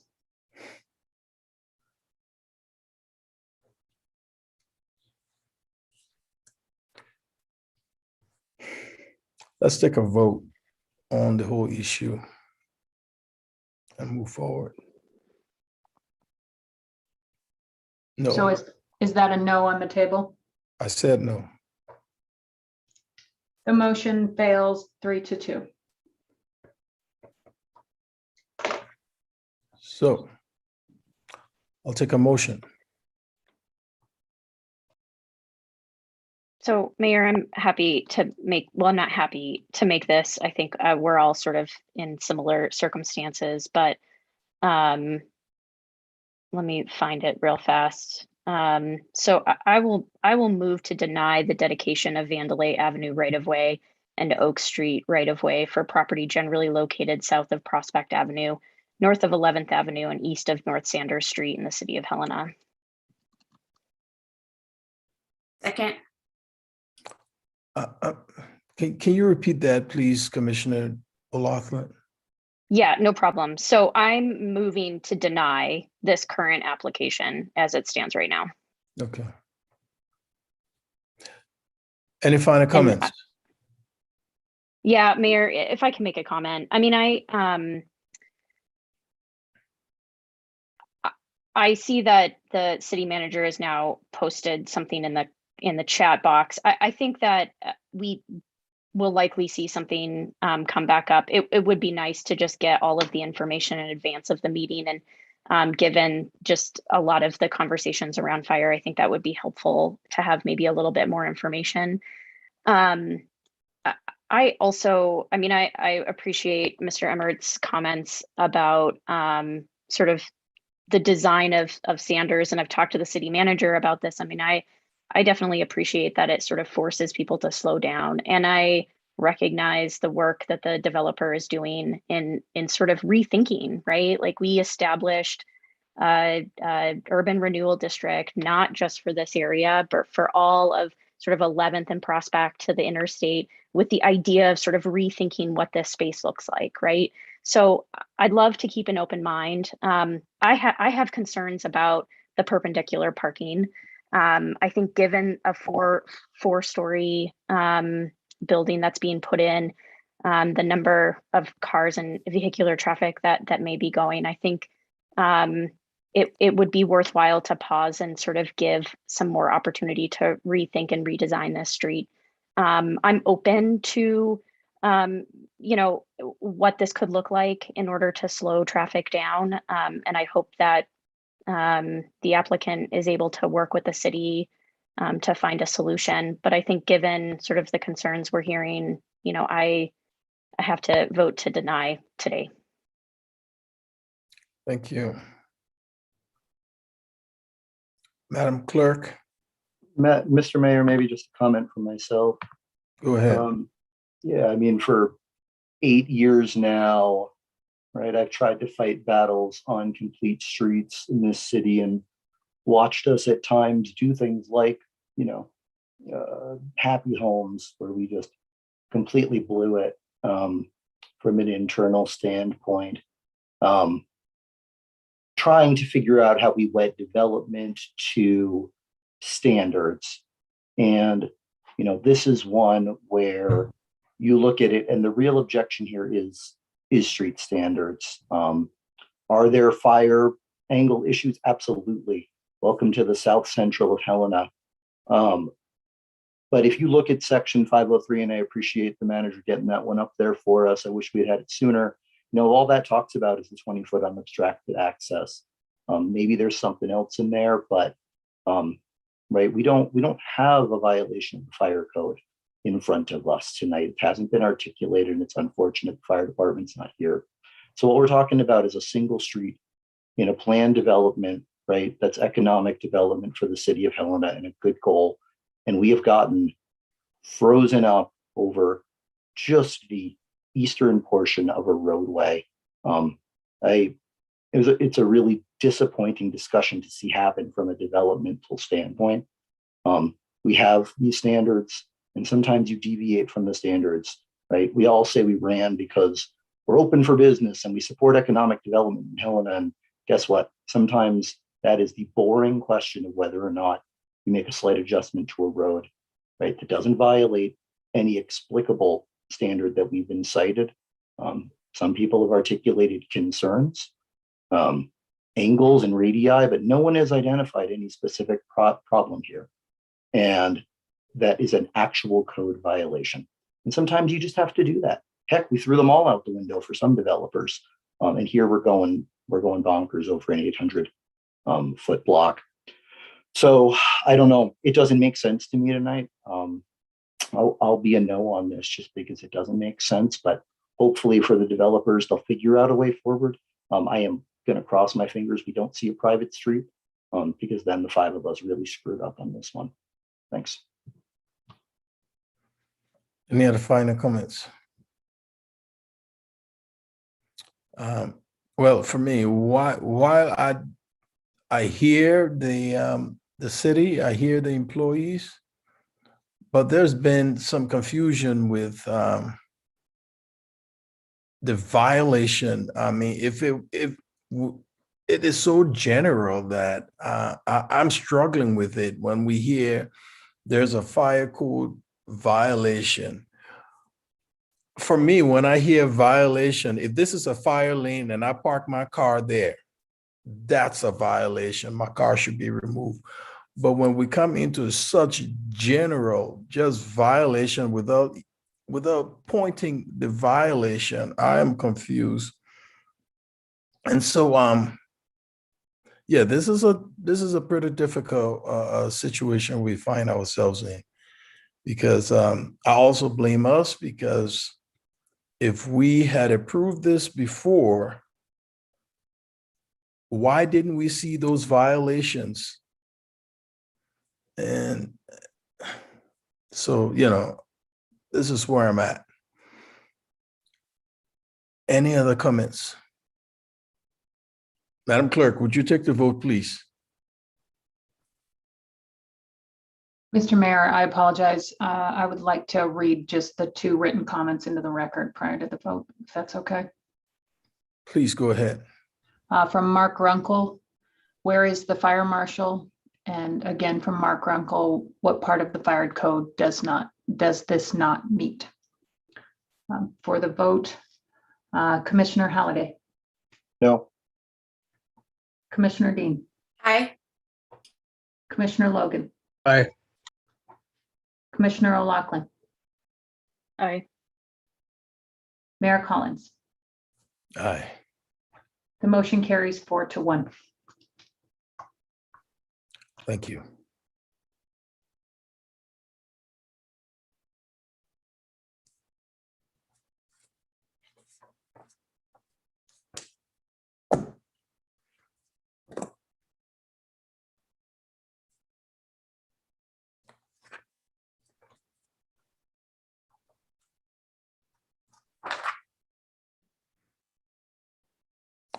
At this time, I'll ask if there's anyone from the public wishes to address the commission.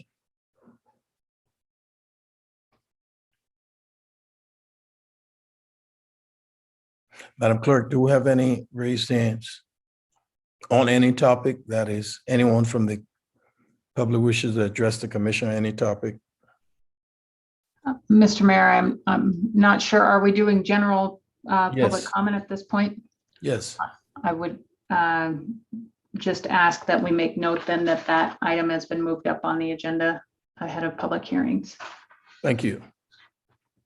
So I do have one hand raised by Tyler Emmert. His hand was raised during the last discussion, so I'm not sure if this is a current comment or not. Mr. Emmert?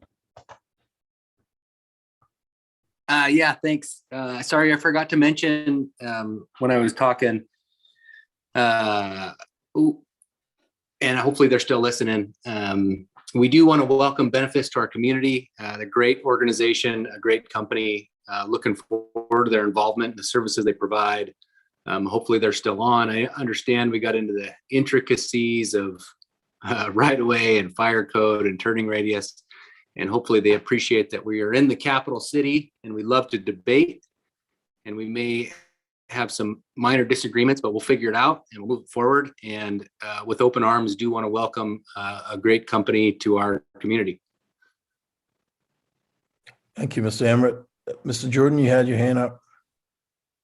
No, I was just going to comment if we were going forward with item 10A on the agenda. The time is way far spent. We'll have to put this on another agenda.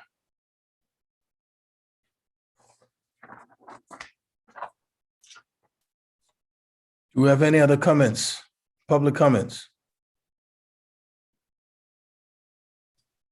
Madam Clerk? Mayor, may I ask a quick clarifying? Because I think we had 3 more items, including one sort of that may have individual public comment. Should they give public comment now, or do we know? Are you suggesting that we place these items on another agenda, and if do we know when? Yes, Since they're public suggesting we hearings. put these on another agenda.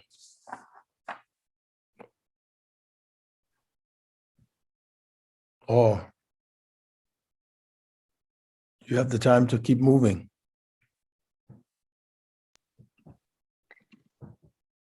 Well, Mayor, I don't know if the city staff has feelings on items A or C, which I think are more sort of policy, but I would like to hear from the staff as to whether or not we need to consider B or might want to do that if the applicants are on and have been on with us this whole time. Right, okay. Madam Hollishock? Thank you, Mayor and Commissioners. I'll turn that over to Director Leland to find out if in fact the applicants are on the line or in the room. Mayor Commission, I don't see them on the line, but I do know that they were very concerned about this and were planning to be here. I don't know if they just had something else going on as late as this went, but I don't know. Chris may be the applicant, may not, but other than that, I don't see them on. I see someone stepping forward in the, yeah, I think that's him. Okay, we'll continue. Let's move forward. Agenda 10 Alpha, public hearings. Consider final passage of an ordinance amending Title 7, Chapter 13 of the Helena City Code by enacting new 7-13-6, which requires an application fee. Oh, no, sorry. Is that it? I think we've passed that, right? Oh, sorry. B, consider enlargement of sanitary and sewer service boundary for a new single-family dwelling located at 215 Alfalfa Road. Manager Hollishock. Thank you, Mayor and Commission. This request came in quite some time ago. I appreciate that we will accommodate this request. It is an enlargement of the sanitary sewers service boundary for a new single-family dwelling located at 215 Alfalfa Road. I also understand that the applicant is in the chambers, and we'll turn it over to Director Leland to quickly share the information on this item. Thank you, Mayor Commission. I will do this fairly quickly. I will share my screen just to give context to everything. Is what we're talking about is Fort Harris back in 1997 had lagoons that were located right here, were failing, and did not have the capacity to be able to handle the expansion of the Fort Harrison and the VA. So they did an analysis and found that installing a sewer main and connecting to city services was much more economical for them to be able to do that. So that they worked with the City of Helena and installed a main that goes down Head Lane, and you can see it in the blue here all the way down to Horseshoe Bend. And then as part of a development, the developer moved a lift station down to right in front of Happy Homes, and then it's pumped up. So the question is right now is, or the request is, this property located right here, they're asking to connect to the sewer service. We do not have water service out there. There's concerns about fire and emergency services because of access going across the railroads as far as just totally annexing them. So that's what they're asking, is to connect to city services without having full services with that. And then city code spells out what it needs to do. And they have several of the conditions that are put into the memo that they have to meet to be able to connect without all city services. And one of them is to extend water when it comes around, pro rata share for the streets, and then waiver of right to protest annexation. This is a little higher view. You can see the sewer main that goes down and actually bisects their property. And so they're asking to connect by state law. If they're within 500 feet or 100 feet of it for a single family, they have to either connect or get a denial from the municipality. One other issue that is out here is they have very, very high groundwater. So there is concerns about having septic systems in this location, and they have to do type 2 treatment. It's an enhanced treatment to be able to even install or have a possibility of installing septic systems. So the recommendation is to allow them to connect with signing waiver of right to annex and all the other conditions that are put into the memo. If you have any questions, I can answer them for you. Thank you, Director Leland. Comments or questions from the commission? Mr. Mayor, just have one question. Please, go ahead. So moving forward, this would just, if this is approved, it would just be billed as a normal home. Is that correct?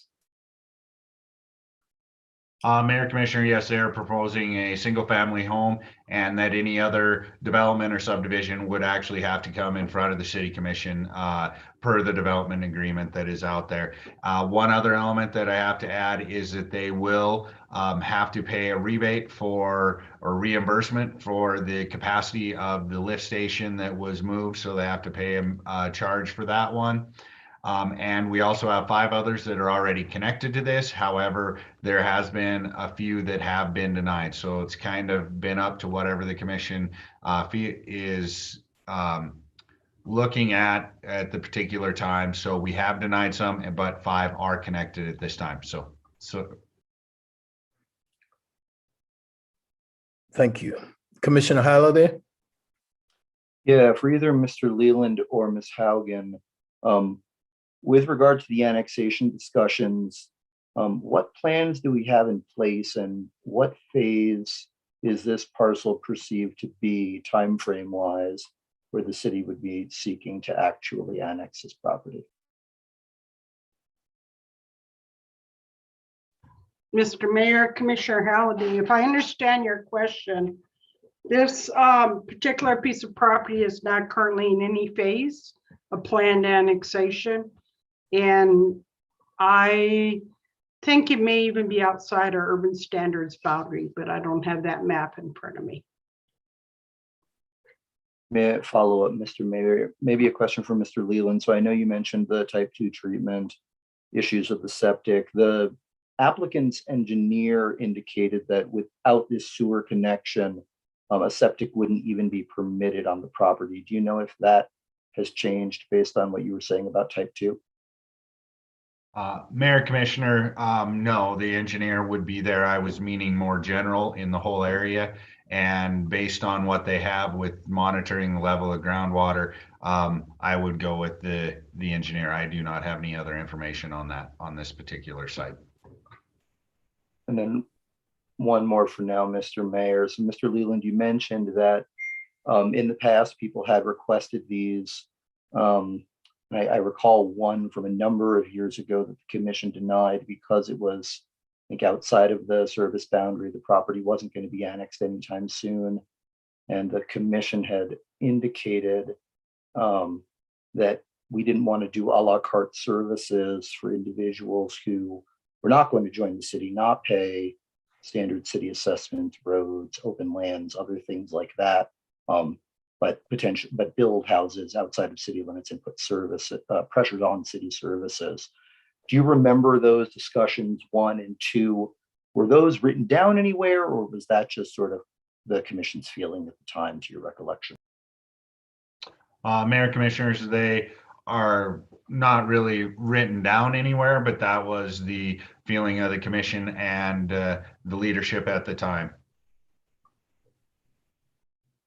And sorry, Mr. Mayor, one more, but on West Side annexation, when we've had individuals who wanted to tap into sewer or water, what's been the general practice? Have we required those properties to annex in the last, say, 10 years, or have we allowed them to purchase a la carte services for the most part? Mayor Commissioner, this is my recollection on, there's been several, and it depends. It depends on how far they are away from the city, what services are located next to them. If it's just water, it's just sewer. And majority of the time, to be able to have someone do an a la carte service is that they have a failed septic system and there's no way to put in a replacement drain field. So we were just allowing them to do a sewer service and then would have to annex and connect to the water as soon as it was available. And it was a plan that we were looking at annexing the west side anyway. So it was in our growth policy and our plan. So that is my understanding of why it went forward as an a la carte, but it was a much easier sell because the services were closer. We do not have water very close to this location. Mayor, if I may, I need to ask City Attorney Joden to step in. I do believe that there's that might be an incorrect statement, and specifically there is a section in code, I think, that applies based on the memo Thomas City Attorney Joden, can you please step in?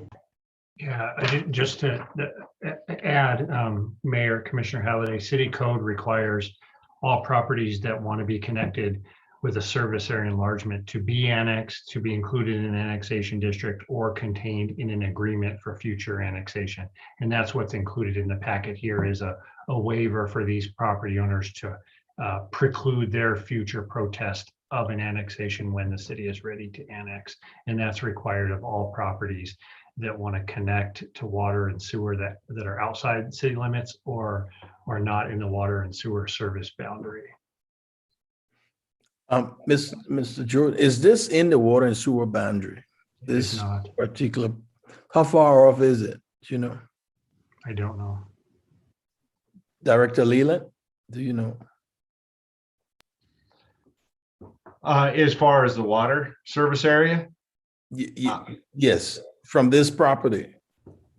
From this property, it is the closest water that we have is in Green Meadow Drive. So it's, I guess it would be a mile or so. It's a long ways out, and then to be able to get loop service and be able to run it, it's considerable distance to be able to have water go out there. Thank you. Any other comments from the commission?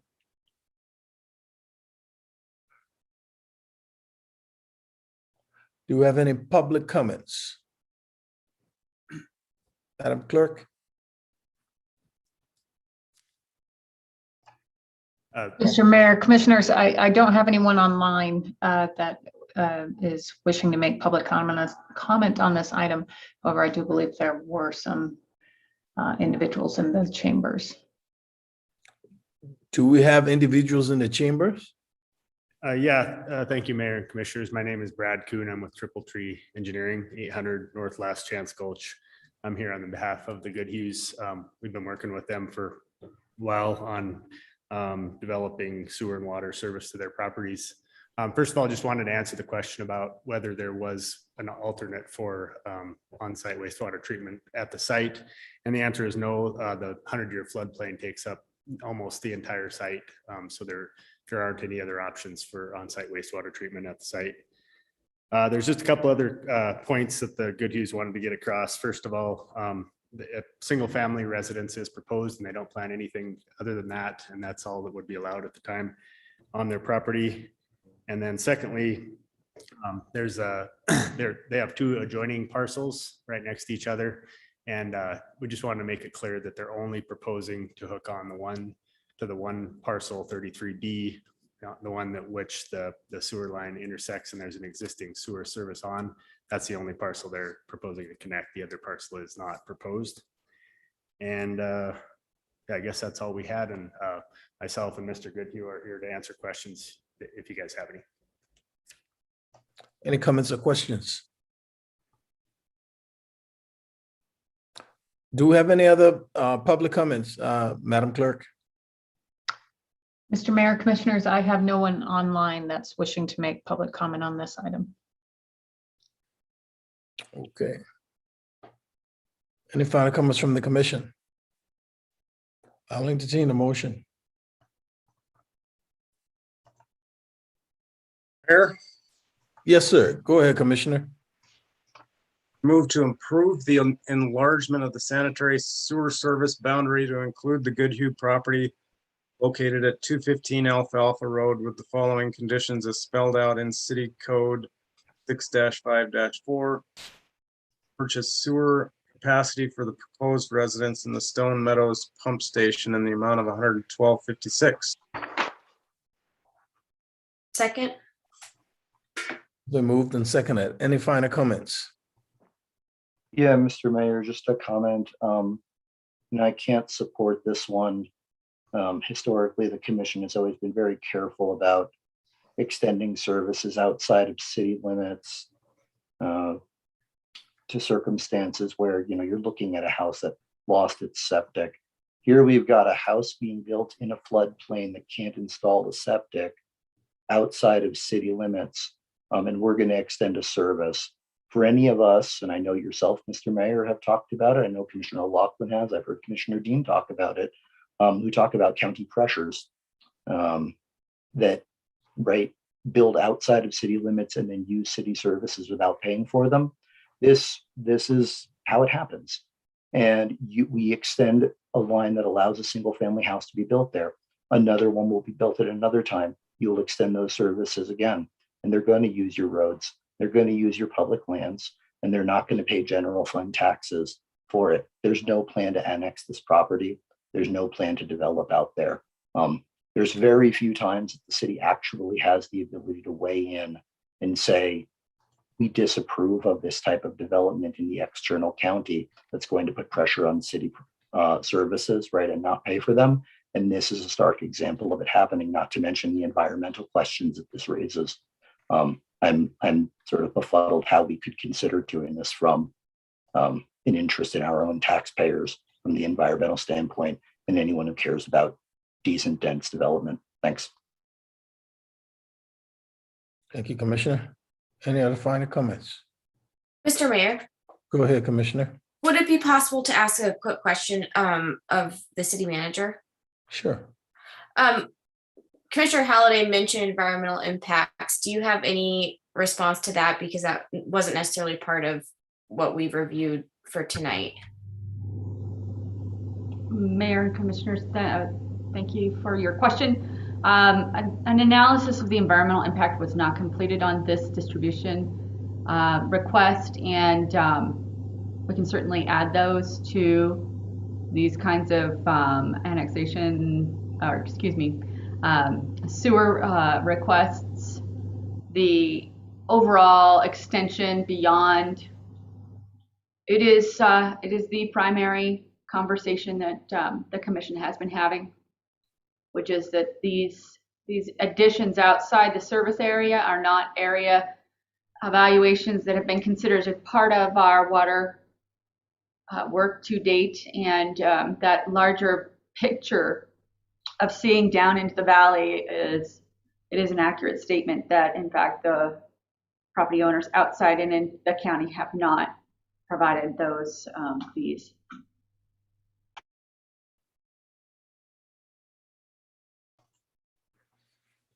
Okay, any final comments?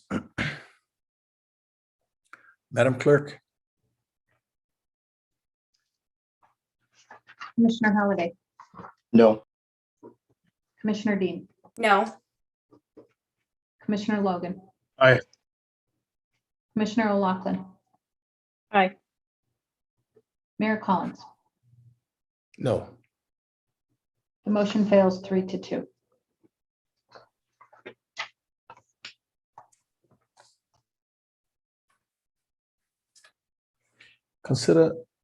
Consider approval of the final passage of an ordinance creating the Affordable Housing Trust Fund Advisory Board by amending 2-6-3 existing board of Helena City Code.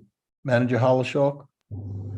Thank you, Mayor and Commissioners. This is the final passage on the ordinance creating the Affordable Trust Fund Advisory Board. The Commission has heard the importance of establishing this advisory board who will make recommendations to you all on how to distribute those dollars. They'll also be part of the conversation in establishing the rules and requirements within the distribution itself. So any further questions? Director Haugen and her colleague, Kara Snyder, who addresses the Housing Trust Fund work and is our housing expert, are available should you have them. Thank you. Thank you. Comments or questions from the commission?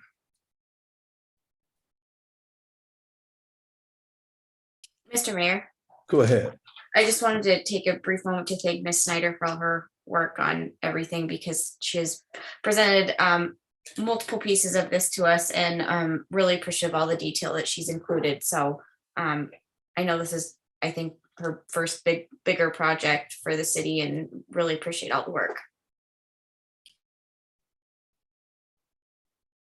Yeah, and Mayor, oh, sorry, Ms. Snyder, if you wanted to say something. Oh, I just wanted to say I really appreciate that. Thank you. It's been a big learning process, and I really appreciate being a part of this. Thank you. Well, Mayor, I was just going to echo my appreciation. I missed, I think, first passage on this. And so I conveyed this over email, just how much I appreciate the responsiveness of the conversation we had initially about the makeup of it. I think this is a really great makeup of the advisory committee. And I think, provides adequate expertise in this world that hopefully we'll get some great recommendations of how to invest these trust fund dollars. So thank you.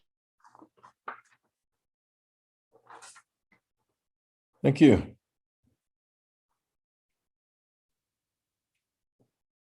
I'll entertain a motion. Oh, do we have any public comments on this?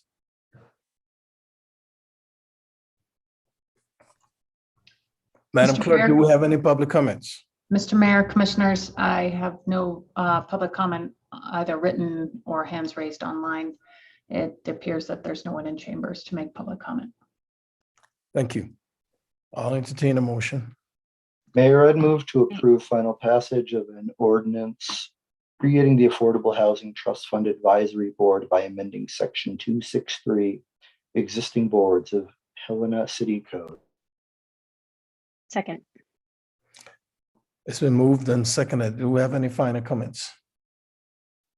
Mayor, I'll just say very, very quickly, I'm glad to sort of see this final component piece sliding into place so that we can, start the process of RFPs, possibilities for getting this trust funds money working. And I'm looking forward to see what you all and the city and Ms. Haugen and this board do over the coming years in putting this money to good use.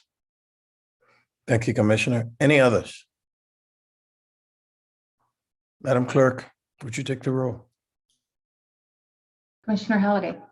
Aye. Commissioner Dean. Aye. Commissioner Logan. Aye. Commissioner O'Loughlin. Aye. Mayor Collins. Aye. The motion carries 5-0. Thank you. Public hearings. Consider final passage of an ordinance amending Title 7, Chapter 13 of the Helena City Code by enacting new 7-13-6, which requires an application fee and cost reimbursement for cable and telecommunication franchises agreement to use right-of-way or property for the installation of telecommunications facilities. Manager Hollishaw. Thank you, Mayor. This is the final passage of an ordinance amending the city code and establishes the application fee and cost reimbursement of cable and telecommunications franchises, and as well agreements within the use of right-of-way and other property for the installation of telecommunication facilities. I'll turn it over to City Attorney Joden if there are any further follow-up questions or additional information you'd like to share. I have nothing, Mayor Collins, Commissioners. Okay. Comments and questions from the commission? Do you have any public comments on this item? Mr. Mayor, Commissioners, I have no hands raised and no written public comment online and no one in chambers to make public comment. Okay, I'll entertain a motion. Mayor, I'll move to approve final passage of an ordinance amending Title 7, Chapter 13 of the Helena City Code by enacting new Section 7-13-6, which requires an application fee and cost reimbursement for cable and telecommunications franchises and agreements to use city right-of-way or other property for the installation of telecommunications facilities. Second. It's been moved and seconded. Do we have any final comments? Madam Clerk. Commissioner Halliday. Aye. Commissioner Dean. Aye. Commissioner Logan. Aye. Commissioner O'Loughlin. Aye. Mayor Collins. Aye. The motion carries 5-0. Thank you. At this time, is there anybody from the public wishes to address the commission?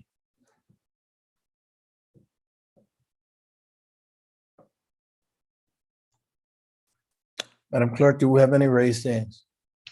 Mr. Mayor, Commissioners, I have no raised hands. I've received no other written public comment, and no one in chambers is here to make additional public comment.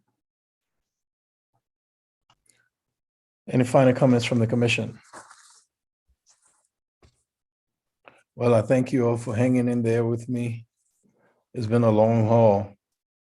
4 hours meeting. I think this is record, right? Well, I know you're waiting to go home. This meeting is adjourned.